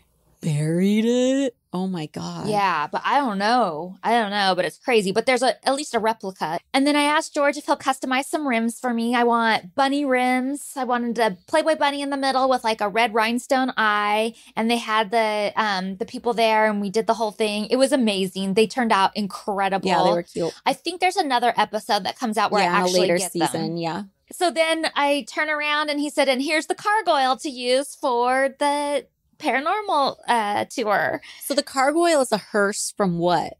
It's not the Munsters coach, obviously. What is the cargoil from? No, I think it's just something he custom built. I don't think it's from anything in particular. I could be wrong, but I don't think it is. Oh, just a spooky hearse. Yeah. And that was so weird and uncomfortable to ride around in. I don't even think there were seat belts, were there? We were half sitting, half laying, half hunched in there. You'll see it later in a shot. But yeah, that was the first thing I thought of when they showed this cargoil. I was like, that was really awkward to ride around in. It was. And we're sitting in the back seat and George is like, oh, I really want to go with you girls. I want to sit back here with you girls. Oh, I bet he did. I bet he did. Show us your dick. Just kidding. And in commentary, you say something that, and I don't know if you inspired me to think this or if I just thought it too, but you say that Volkswagen should make a hybrid Beetle. And I've always wondered why they weren't more on the forefront of things. I always thought of them as the hippie cars and stuff. And I always thought that if anybody, they were going to be the first ones to do an electric car or a car that runs on solar panels or something. One would think. Yeah. And I just think it's interesting because we both have thought about that before. And we talk about how the hearse really brought out a lot of freaks that everybody was trying to stop us and wanted to check out the car and had comments on it. So then the next scene shows me putting on my schoolgirl Playboy costume. And that was a Playboy branded costume. And obviously we'd modeled for the first run of the costumes already as we're filming this. But there would be a couple more years, at least one more year when we're doing it. And I'm, as you'll see later, wearing the Jackie Ho costume. And they ended up making that as a Playboy costume later. Yeah. So I see in in my scrapbooking stuff, our catalog comes out in September. Yeah. So I have that in there. So I'll post that on our Patreon too. So in interview, I say I look for any excuse to dress up because this was a Halloween tour and I decided to wear my Playboy Sexy Scholar schoolgirl costume. Shows me getting into the costume. And I've asked my dog this a million times, but I really wish they knew how to zip. Oh, I know. I hate anytime I'm getting dressed and I need help with something. Yeah. Oof, I hate it. And you're in your Jackie Ho costume. Yeah, I designed it at Trashy. It's a take on the famous pink Chanel suit Jackie Kennedy wore. But it's we always have to do slutty Halloween costumes. So it's the sexy version. So of course I named it Jackie Ho. And I remember I got this weird hate letter after this episode came out because they're asking me to elaborate on why I wanted to dress up as this. And I'm joking and I say, oh, well, she's the first lady and I'm the first lady of the Playboy Mansion. I'm just trying to say something like cute and catchy. Yeah. But somebody out there took me real seriously and they wrote me this hate letter saying how they needed to slap some sense into me because I'm nothing like her and never will be. I'm not saying I'm like her. Oh my God. But I will say, and I'm going to sound like the Megan Fox girl on Love is Blind, but since high school, there have been people who tell me I look like Jackie Kennedy, but now online people say she's ugly and she eats sheet metal. Wait, what? I'm blown. I'm like, there's too many things here. Wait. So the Love is Blind girl? Remember? Megan Don't Fox? you watch those shows? Yeah. So there's a girl who said she looked like Megan Fox and right, people are like. So that girl, what about her?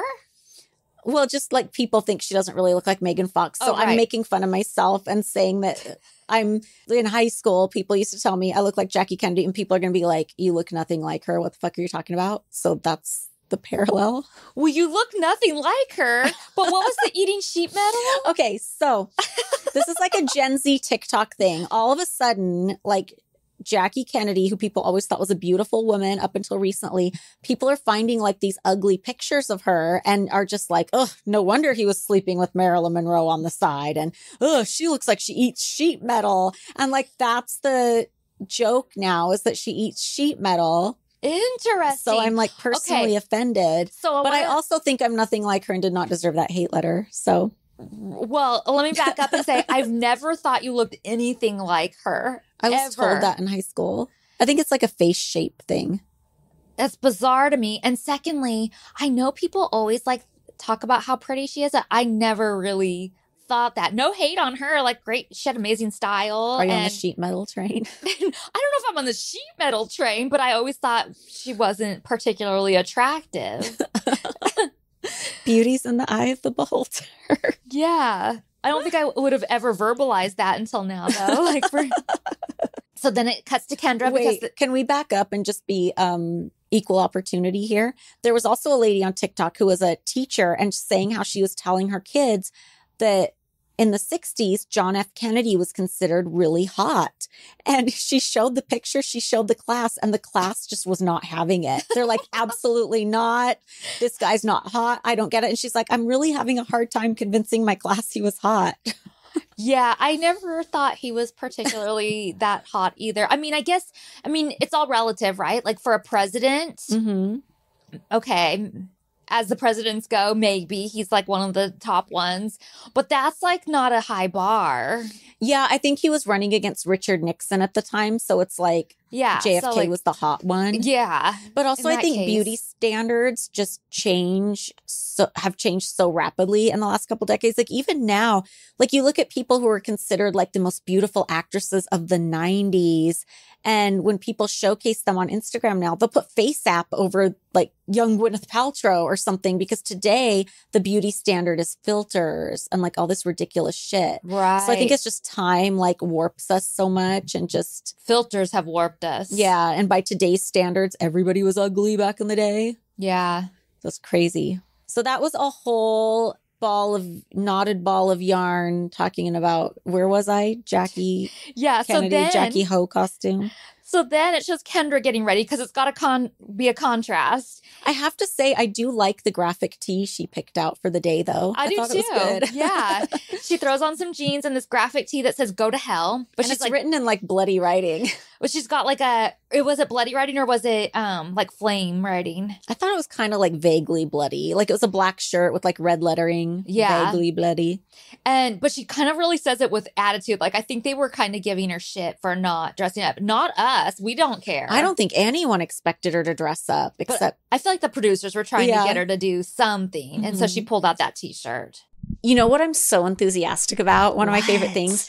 Vitamins, supplements, gut health, immunity. I love improving my fitness, metabolism. I stopped focusing so much on weight and more worrying about like digestion and bloating. I feel like that's more the thing for me. I recently discovered an incredible product, Armra Colostrum. Armra colostrum is a proprietary concentrate of bovine colostrum that harnesses over 400 living bioactive nutrients that strengthen the barriers of your body and fuel cellular health for thousands of research-backed health benefits. It strengthens immunity, ignites metabolism, fortifies gut health, activates hair growth and skin radiance, powers fitness performance and recovery, and confers powerful anti-aging benefits. Armra colostrum is a premium bovine colostrum concentrate, and unlike any other product on the market, it is uniquely optimized for human health, sustainable, and was developed with the highest integrity from start to finish. I actually have it in my tea over here I'm drinking right now. Yeah, it's so good. So this product reactivates hair growth and gives you glowing skin. It fortifies gut health and ignites metabolism. It also fuels fitness performance and recovery. Because if I'm going to spend the time working out, I want to get the full performance and recovery. Yes, I can't wait. Do it. We've worked out a special offer for our audience. Receive 15% off your first order. Go to tryarma.com/nextlevel or enter next level to get 15% off your first order. That's TRYARMRA.com/nextlevel.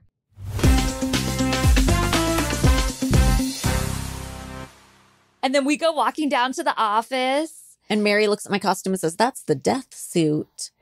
Is that what she says? Yeah. Did you know that the real pink Jackie Kennedy suit is like in storage and it's never been washed? It still has like pieces of brain and blood and stuff in it. Yeah, I heard that. Yeah, it's crazy. And did you know it's like a Chanel suit, but it had to be like assembled in the US because she was the first lady and she had to wear like American made clothes. Interesting. No, I did not. Double check that before I leave that in. I fact check myself, but I did not know that. Interesting. But I think it's funny because I feel like it did take Norma a second to recognize who you are. I'm like, "Norma, have you met my friend Jackie?" And she was like, "Oh my God." You know what's so funny? When I was talking about making this costume, it had the little pillbox hat and Hef was like, "Yeah, that stupid hat she wore." He really hated the pillbox hat. He had a real hatred. I thought that was odd. That is so weird. I don't think he was into like mid-century women's fashion, really. I know he didn't like after the war, they had like the Christian Dior new look, which was like long skirts, heavy fabrics, nothing had to be rationed anymore. And he didn't like the covered up look. That reminds me, I know we're late to the party, but Nick and I are watching Capote and the Swans right now. Oh yeah, I just started that too. And they, his famous masquerade ball that he did, and they're showing footage. It's the show, but it makes it look like they're showing footage of the real event. And they were all wearing like this super, like lots of fabric, long, really not attractive stuff. Yeah. Which is such a shame because I just feel like that party was so incredible. Like I would have loved to have gone to that party. The one I'm fascinated with is like the Rothschild masquerade ball. Have you seen that one? Where everybody's wearing these weird like headdresses that look like Picasso, Cubist, weird like animal heads.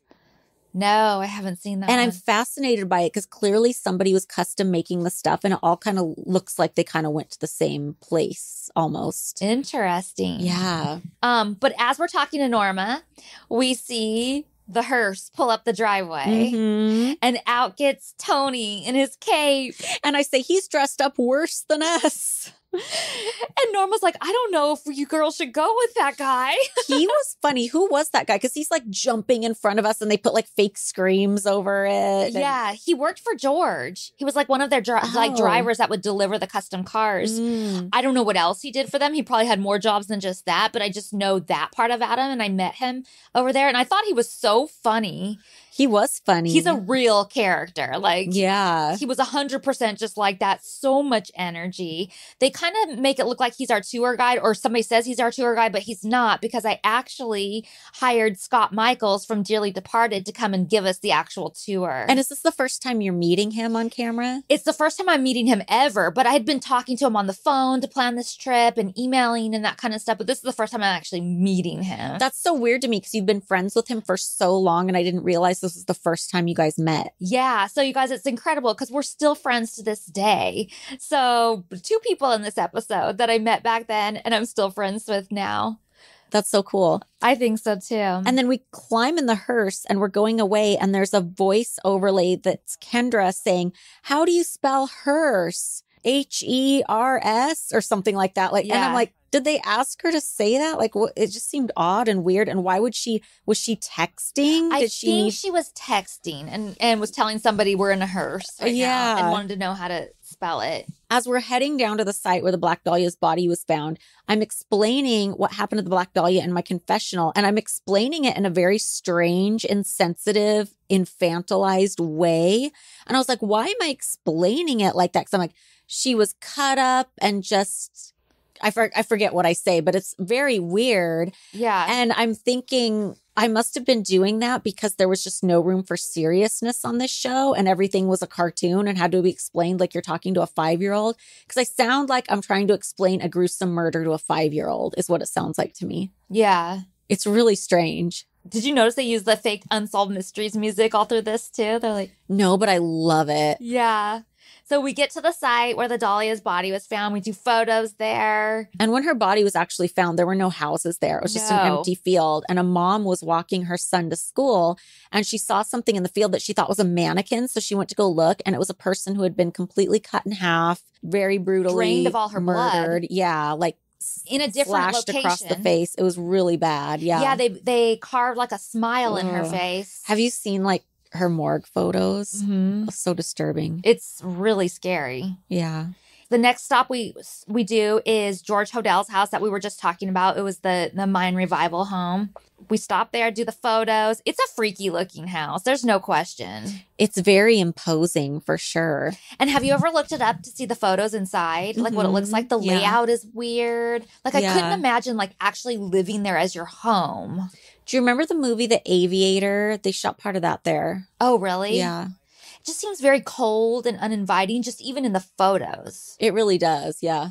And then I say in interview, I love anything that has to do with a mystery and scandal and murder, and I'm fascinated by it. And when it is unsolved, you can try and be the detective and figure it out yourself, which I think is one of the things that's fascinating about most true crime. Obviously, not all true crime. A lot of it has the ending solved for you, but I do find it fascinating when there's like an unsolved case. Like I just want to be the one to solve it. Like you feel that desire. You can tell there's so many, and I know I'm not alone in that because there's so many people online who love to try and figure out a case.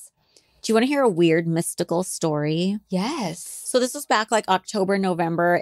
I was getting ready to film Lethally Blonde. I had like all my research ready to go. I was driving from LA to Vegas. I was going to dig into it as soon as I got to Vegas.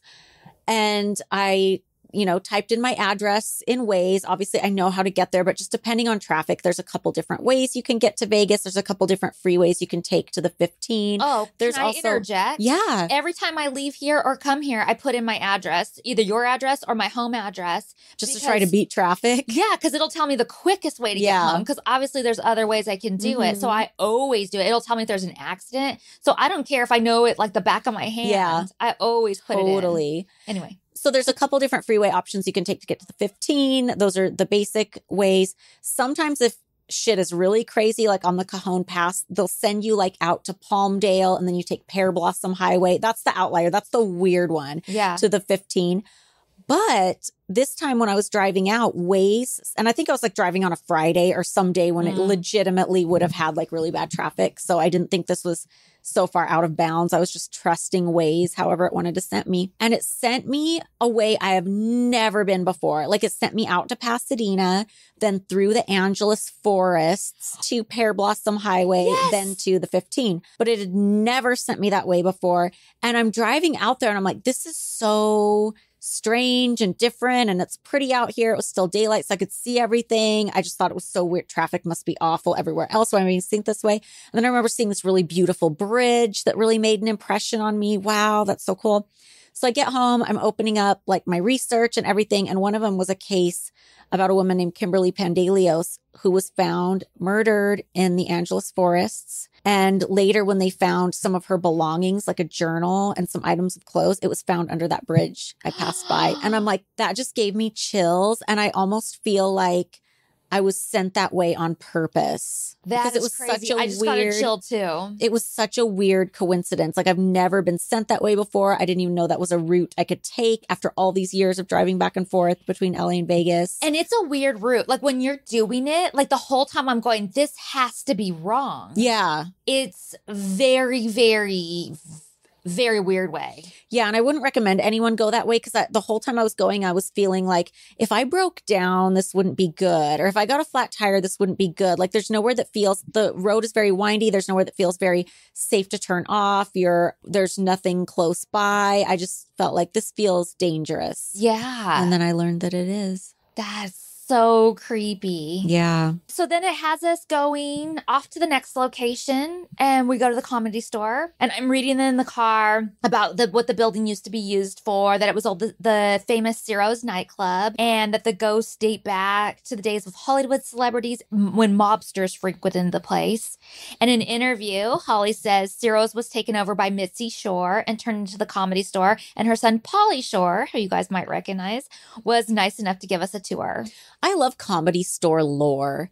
So supposedly there's a secret passage from the Comedy Store that leads to like a house behind it. Up on the hill, yeah. Yeah, it's so crazy from like the Ciro's days. And I love how they had like the Ciro's like memorabilia, like the booth and the sign when we went down there. I can't believe they still had that stuff. I think that's so cool. And I know we didn't have any experiences when we were there, but that place is legitimately haunted. Oh, yeah. Like so many people have stories from that place. Mm-hmm. And it's just like such a cool, like it was always like sometimes we would go out to a comedy club now and again, like with Hef. Yeah. And that was always by far my favorite place to go. I felt like there was something like eerie about it. It had the most style. Like I even like their neon signs in there. Like I just really liked it. Yeah.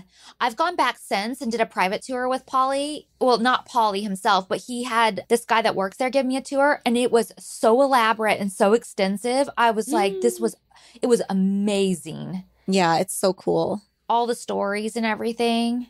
Get ready for the season ahead with quality shades built to last. Shady Rays is an independent sunglasses company offering a world-class product rated 5 stars by over 300,000 people. I'm obsessed with mine. They're the perfect shape. They're this aqua blue, black kind of tortoise shell pattern, and it's actually made with recycled plastic. Oh, I love it. So I feel good about it. Yeah, and they have lost and broken protection. If your shades go MIA or take a hit, don't sweat it. They've got lost and broken protection so you're covered from day one. Wear your Shady Rays with confidence because they have your back long after your purchase. They have hassle-free shipping and returns. If you don't love your shades, exchange or return them worry-free within 30 days. There's no risk when you shop. Exclusively for our listeners, Shady Rays is giving out their best deal of the season. Head to shadyrays.com and use code NEXTLEVEL for $20 off Polaroid sunglasses. Try for yourself the shades rated 5 stars by over 300,000 people.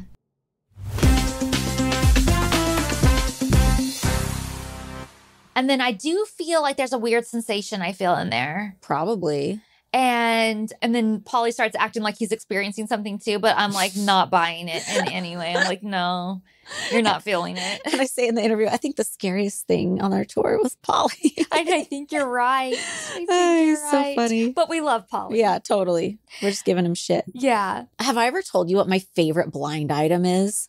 What? Okay, blind items. You guys know what a blind item is. We did a whole moment on it. So my favorite blind item, this comes from Crazy Days and Nights. And just to preface, I don't think it's true because I did some research and like the timelines on certain things don't add up. But a blind item will be a story somebody's telling and the people aren't in the story aren't named. Yeah. But there's clues given and then people at the bottom try to guess who it is. And sometimes Crazy Days and Nights will reveal who it is. But this blind item story was, allegedly a Nepo baby comedian who was in movies and a brat in Hollywood. I don't remember the words they used. I'm just like paraphrasing. Was hiring an escort from a prominent Hollywood escort service. Like they were saying this is a Heidi Fleiss girl. Yeah. And she was his favorite girl. And he was like being rough with the girl, like, which I don't think this is true, which back up. It's just the story is so bizarre. That's why it's my favorite blind item, but I'm not trying to say this happened. So allegedly he was like being really rough with the girl. But there were other big wigs in the movie industry who would also hire that girl. And she was a lot of people's favorite girl. And they found out this guy was being rough with her to the point where the madam was like, I'm not sending that girl to you anymore. But they decided to give him one more chance. She goes over. He is rough with her again. So the studio guys who also felt this was their favorite girl sent like a hitman to his house to like rough him up. They tied him in a bag, tied him to the Hollywood sign and let him sit there. And then they were dropping clues to like give away who these people were. Like, oh, and then the girl was more successful in films. All of a sudden he wasn't in movies anymore. And the girl all of a sudden became a movie star. And supposedly it was like Pauly Shore was the guy who was being rough with the escort. The escort was allegedly Denise Richards, but it doesn't. And it was she was a Heidi Fleiss girl supposedly, but it doesn't add up. Like the timeline of the story didn't add up because when you look at when Denise Richards' first movie came out and when Pauly's last movie came out, like it wasn't a direct switch off. And then Heidi Fleiss was arrested like way back when Pauly was still doing movies and she was put out of business like way, way before like Denise started doing movies. So like the timeline doesn't add up, but that story is so wild and just picturing him being tied in a bag to the Hollywood sign. Yeah. That's why I say it's my favorite blind item because it's so fucking weird, but I don't think it's true. Huh. Okay. That was a wild ride. It was. I'm like, well, I'm trying to digest all of that, thinking it through. Yeah, like, nobody named in that. Don't get mad at me. That was just people were trying to guess who you were, and I don't think it's true. So our next stop is the Alexandria Hotel. And I say it has all the perfect elements of creepiness to it. And when we get there, okay, by the way, the Alexandria Hotel is a hotel in downtown LA. It's very historic, been there forever. I think it used to be home to like a lot of big fancy parties. Mm-hmm. The ballroom, which you're going to see on the show, is incredible.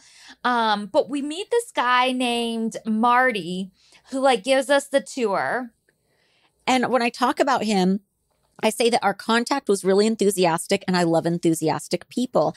And that is the truth even to this day. Even before I rewatched this episode, I was just thinking of this the other day, how my favorite fucking thing in the world is enthusiastic people. Yeah. People who are enthusiastic about shit. Like I'm so over people who are like too cool for school and they're like above it all and they don't like anything. Like I fucking love. That's why like one of the first times we met when you were in the costume and you're handing out the Jack Daniels, I'm like, who is this person? Because I just love enthusiastic people are my favorite fucking thing. Yeah. Yeah. To this day. Yeah. I need people that have passion and love life. Yes. But a funny story about him. Oh. Well, it's not that funny, but like an interesting story about him. So I'm watching this and Nick goes, I know that guy. Really? Yeah. Random. From where? He went to high school with him. Oh my God.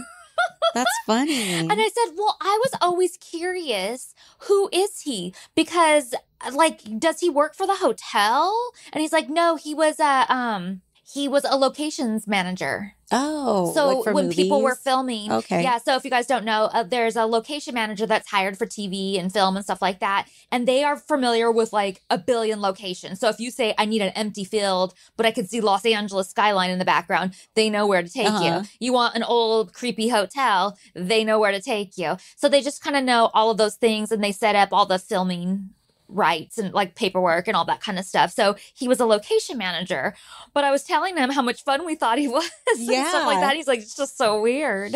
He was totally fun. And I love the exchange between him and Kendra in the ballroom where he's saying everything is 100 years old. And Kendra goes, do they ever think about redoing this? And he goes, everything here is 100 years old. It's just a funny cut, like as if that explains anything. Yeah. And he goes, definitely 100 years old. Yeah. And then we're going down to the basement and Kendra goes, I'm more afraid of diseases down here than anything. Yeah. And it was pretty gross down there. And there's a lot of water and it smells moldy and it smells like, you know, old tunnel basement stuff. Yeah. And you're mentioning that used to be part of the underground tunnels that were under downtown LA connecting tell me more about these tunnels because I'm fascinated. Well, I don't know tons about them, but I just know it's like the Prohibition era type stuff where they would smuggle in alcohol. And supposedly a lot of the stuff is connected down there or used to be connected down there. I don't know how much it still is. So a lot of it's been closed off, but you can still go down to parts of it? Yeah, because we were Whoa. walking down there. Yeah. We were in it. Remember, we went to the boiler room at first, but then we went down into the tunnels and we were in there and they just kept going. There's no lights or anything. It was pitch black. And obviously we don't have time to like go explore this. But yeah. Do you think they're trafficking tunnels? No. Because somebody out there's going to think they're trafficking tunnels. Well, first of all, there's not really, well, I don't know where you can access them unless you know how to get the building. Do you think they used to be trafficking tunnels? No, trafficking alcohol. Oh, that's what I think. There's no lights. There's no sign that anybody's been down there for, a long time. Like, I don't think that they're used for anything today. I don't even think that they fully go through. Like, I would love to be able to investigate them more, but I feel like at some point you're just going to reach a dead end where somebody didn't want anybody to access their building from that and walled it off. But I think that they were definitely from Prohibition. I think a lot of cities have this. Well, Paris did, that were used during World War II. That's why the Georges Cinq had, the wine cellar was in the tunnels. But I mean, like even Portland and... Well, Portland, people were trafficked in those tunnels. For the workers? Yeah. Yeah. But I don't think that was the case. But I'm just saying, like, for LA, I don't think that was the case. But I mean, who knows? I don't know. It wasn't there. Yeah, we don't know. It's crazy. You know what my favorite game is? I do. June's Journey. No, I love it. It makes me laugh because I feel like this game was made for us, though. Everything about it. So many things. The fact that it's set in the 1920s. It's gorgeous to look at. The plot of it is you solve a murder mystery. Yep. And there's even like brain teaser type things like hidden object games that are easy enough to be fun, but have challenging enough hidden objects that I'm sitting there really trying to figure it out. And I love it. It's just easy on your mobile phone. You can do it while you're waiting at the airport for your plane. It's just so relaxing and fun. You know what else it includes? Interior design, which we love. You can design your own mansion. I love it. Your own island estate. June's Journey is the thrilling adventure you've been waiting for. It's a murder mystery, uncovers scandalous family secrets set in the glamorous world of the 1920s. Can you crack the case? Download June's Journey for free today on iOS and Android.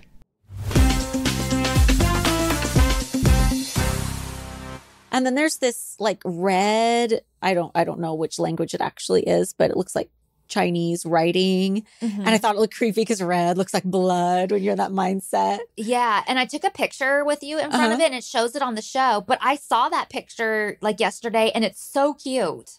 Yeah, it is a cute picture. And then this is another Captain Morgan sponsoring the show. It shows the picture, but then it changes the writing to say the captain was here. And it draws like the Captain Morgan mustache and beard on me. I know. I was like, that's weird. So funny. The ballroom, you guys, this is where Kendra and him are having the banter about it being 100 years old, was so beautiful. I don't even feel like the cameras did it justice, but I have some pictures that I feel like do better justice on it. But it was so pretty. We'll put them on Patreon. Yeah, for sure. And remember that big snafu that Kendra had with Eminem? Oh, is that happening at this time? No, well, no, it already happened because it happened at this hotel. Oh. I don't think it shows it, but my pictures have it. We go to the, there's like a nightclub, an old nightclub. Like the old bar that's like in the middle of the hotel. And I think she says that's where that happened. Yeah, I remember that now that you say that. She was in an Eminem video, and I guess allegedly during the middle of the video shoot for no reason, he went over and dumped water on her. Yeah, a bottle of water. So strange. And then do you remember, they don't show this on the show at all, but we went up to what was supposed to be Rudy Valentino's bedroom? Yeah, Rudolph Valentino is one of the 3 busiest ghosts in Hollywood. Between him, Marilyn Monroe, and Charlie Chaplin, they are everywhere if you listen to any haunted tour guide in LA. So did he actually stay there? I mean, according to our tour guide, they did. Marty said so, but I don't know if that's true or not. He's just so everywhere. I get a little skeptical with those 3 names because they just wiped their asses all over LA, I guess. But do you remember how run down everything was? Yeah. And like people were living there, Yeah. not just staying there as a hotel. And then do you know the story about how it was boarded up? There's another part of it. Well, I was going to ask you, is it worth telling the story about how there's the weird, creepy part of the hotel that no one can access anymore? Yes, because I think that's fascinating. Try to explain that in a way that makes sense without a visual. So there's another wing of the hotel, and there was like a fight between like the owners and stuff and who owned what. So they split it up, and then they put up a wall, but then the person was never able to access their side of the hotel. And supposedly they've made it partially glass so you can see in there, which I would kill to see, but everything was left in there. And supposedly there's like all this like the toiletries and clothes and old suitcases and the furniture. Everything is from like, I want to say it was like, was it the 40s? I don't know, but isn't it like impossible to even get in there? Like you'd have to be like dropped from a helicopter or something. Yeah. And then even then, because I've asked, like, is there any way you can like, enter from there? And they said even then it's been so exposed to the elements for so many years that there's no way you could trust your footing on any of the on anything. Like there's no way anybody can. So it's a ghost building. You can see the whole wing of it outside. It's crazy. But supposedly there's one of the floors where there's like a glass wall and you can see in there. Whoa. Which I think is fascinating. And I've tried to like go and look at that and I can't get access to it. So whether it truly exists or not, I don't know. That's crazy. But the building does.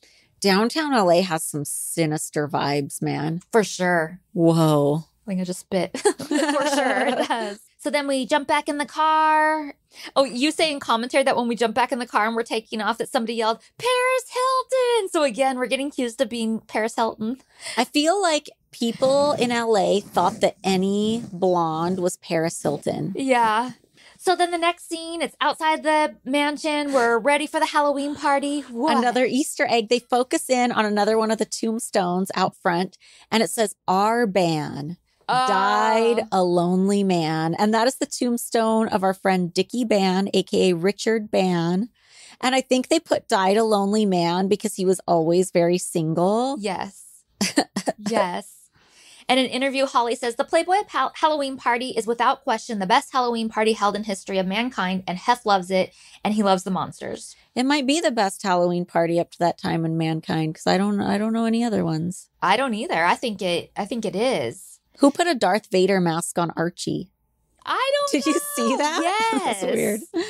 They do a whole montage where they really do a good job focusing in on like all the props and decor, and you get to see a really detailed view of all the stuff. Yeah, and they have Dave from Scare Factory. He creates a lot of that stuff. Oh, was he the one working on the Raven?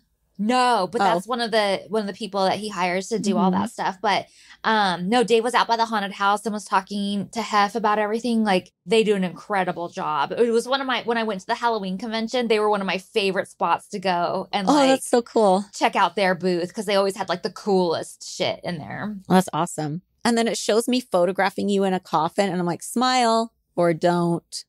And you're like, I'm comfortable here. I love that photo. And I was so excited to do that. And you say in commentary that you showed that to your sister. And she said that it was, what'd she say? She was unsettled by it. She probably was. And then Kendra says she passed out in that coffin the night of the party, the Halloween party. Do you believe that? I find it hard to believe that anybody would leave somebody in there. I do too. That's what she says in commentary. Do you think she's joking? I don't know. I don't know. And all the Halloween party footage they're showing, of course, is from the previous year, because by the time this airs, we obviously haven't had our Halloween party that year. And isn't it funny? Because like I don't remember if it was this year or like the last Halloween, but we're like freaking out in one of the commentaries about how all the fans were calling us out because you're using last year's footage. But what else were we supposed to use? We can't jump into the future and use. Right. It's so silly. That is true. So Kendra dressed up as G.I. Jane. You know what I noticed about them showing all of us getting dressed in our costumes? Nudity? Yeah, I can tell that as we're filming this, it's old footage from season 1 because we're a lot less careful with our nudity. Not that you don't see nudity, especially when we're shooting our pictorials in season 2 and on. but we're so uncareful that it's almost, we're dead smack in the middle of season 2 and I'm watching this Halloween episode and it's almost jarring how Kendra's just standing there with her tits out getting painted. And then me too. And you're getting painted blue for Corpse Bride and your tits are out. And then I'm putting on a costume in your room and my tits are out. It's just we're a lot more careless the way we were in season 1. Like we haven't kind of like zipped up. Yeah, totally. Yeah, I remember getting spray painted and it just would not dry forever. And I was like freaking out because like you can't do anything. Like you can't sit, you can't touch anything. And like I want to start getting ready, but I can't. And I remember I was sitting on the floor talking to you guys and I get up and I was like, oh shit. And you're like, what? I'm like, I got blue on the carpet. Oh, no. Good thing I was getting rid of it soon. You were very ahead of your time with cosplay because I feel like people will find any excuse to do costumes now, whether it's for social media or whatever. But I feel like back then, like doing a whole body paint under your costume was like very unusual. Yeah. Yeah, it was hardcore. So yeah, I'm getting ready to be Corpse Bride. I'm like, I feel like I'm kind of bummed for a second because I'm like, this is not sexy. That's so funny. But I think I pulled it off as sexy Corpse Bride. Totally. But I said, this is not sexy. This is Smurf. Corpse Bride is a sexy character. Like her silhouette is goals in that movie. Yeah. And you say you decide to be Cinderella because she's one of your favorite Disney princesses.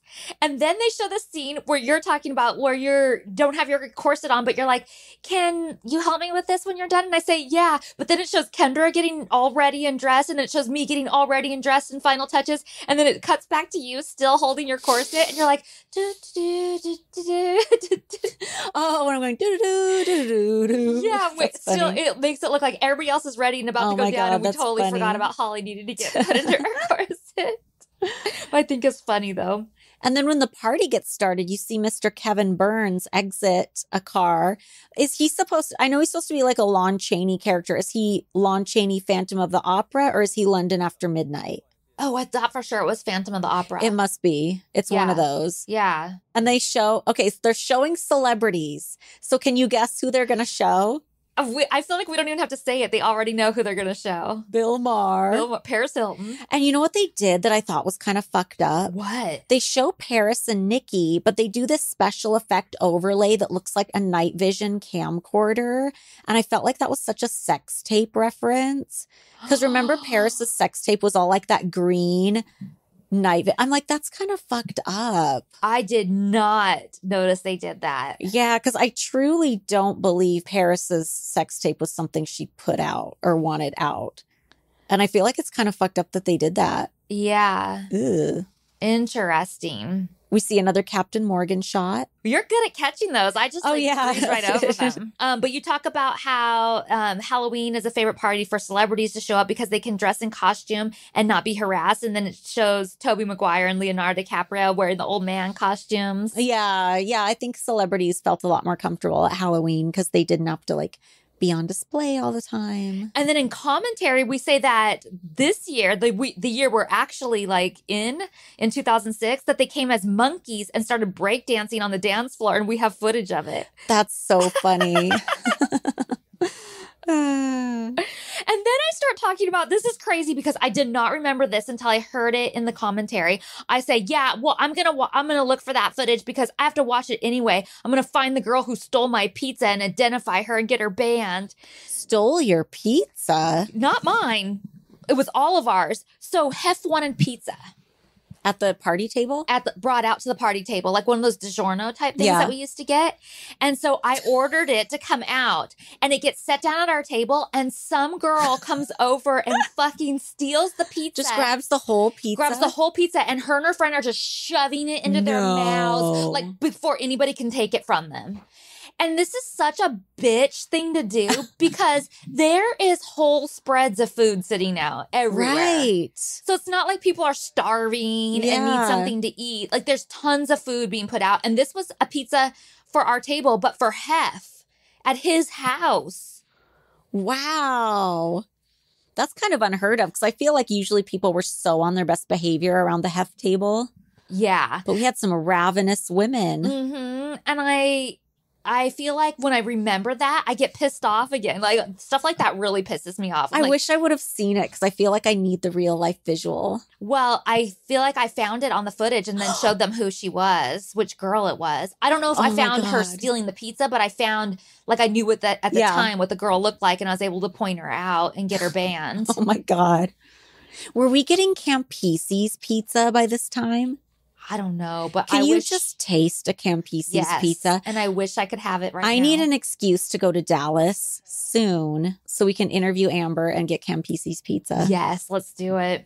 Yum, my mouth's watering now. Yeah. Anyway, then it shows us going to the haunted house, and there's like a weird mixture of footage in here. They like kind of cut to two different things. Like part of it's from a media night and part of it's from the actual Halloween night. Yeah. And it kind of goes back and forth. And I'm talking about how the clowns are the scariest part. You know what? Clowns don't really scare me, but people are always looking for like, what's the scariest thing? What scares you? And if I have to think of something that I think is the creepiest, I pick clowns. But it's not like I'm so scared of clowns. But I feel like I have to play it up because everybody wants me to be afraid of something. I know what you mean. And I feel like if you saw like a creepy clown in real life where a creepy clown was not supposed to be, that probably would be the most frightening thing ever. For sure.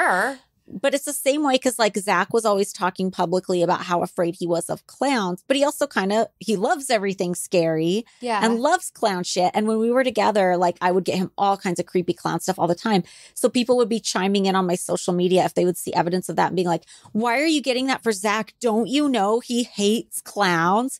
And it's hard to explain. It's like a love-hate. It is, yeah. And it's like, do I really even hate them though?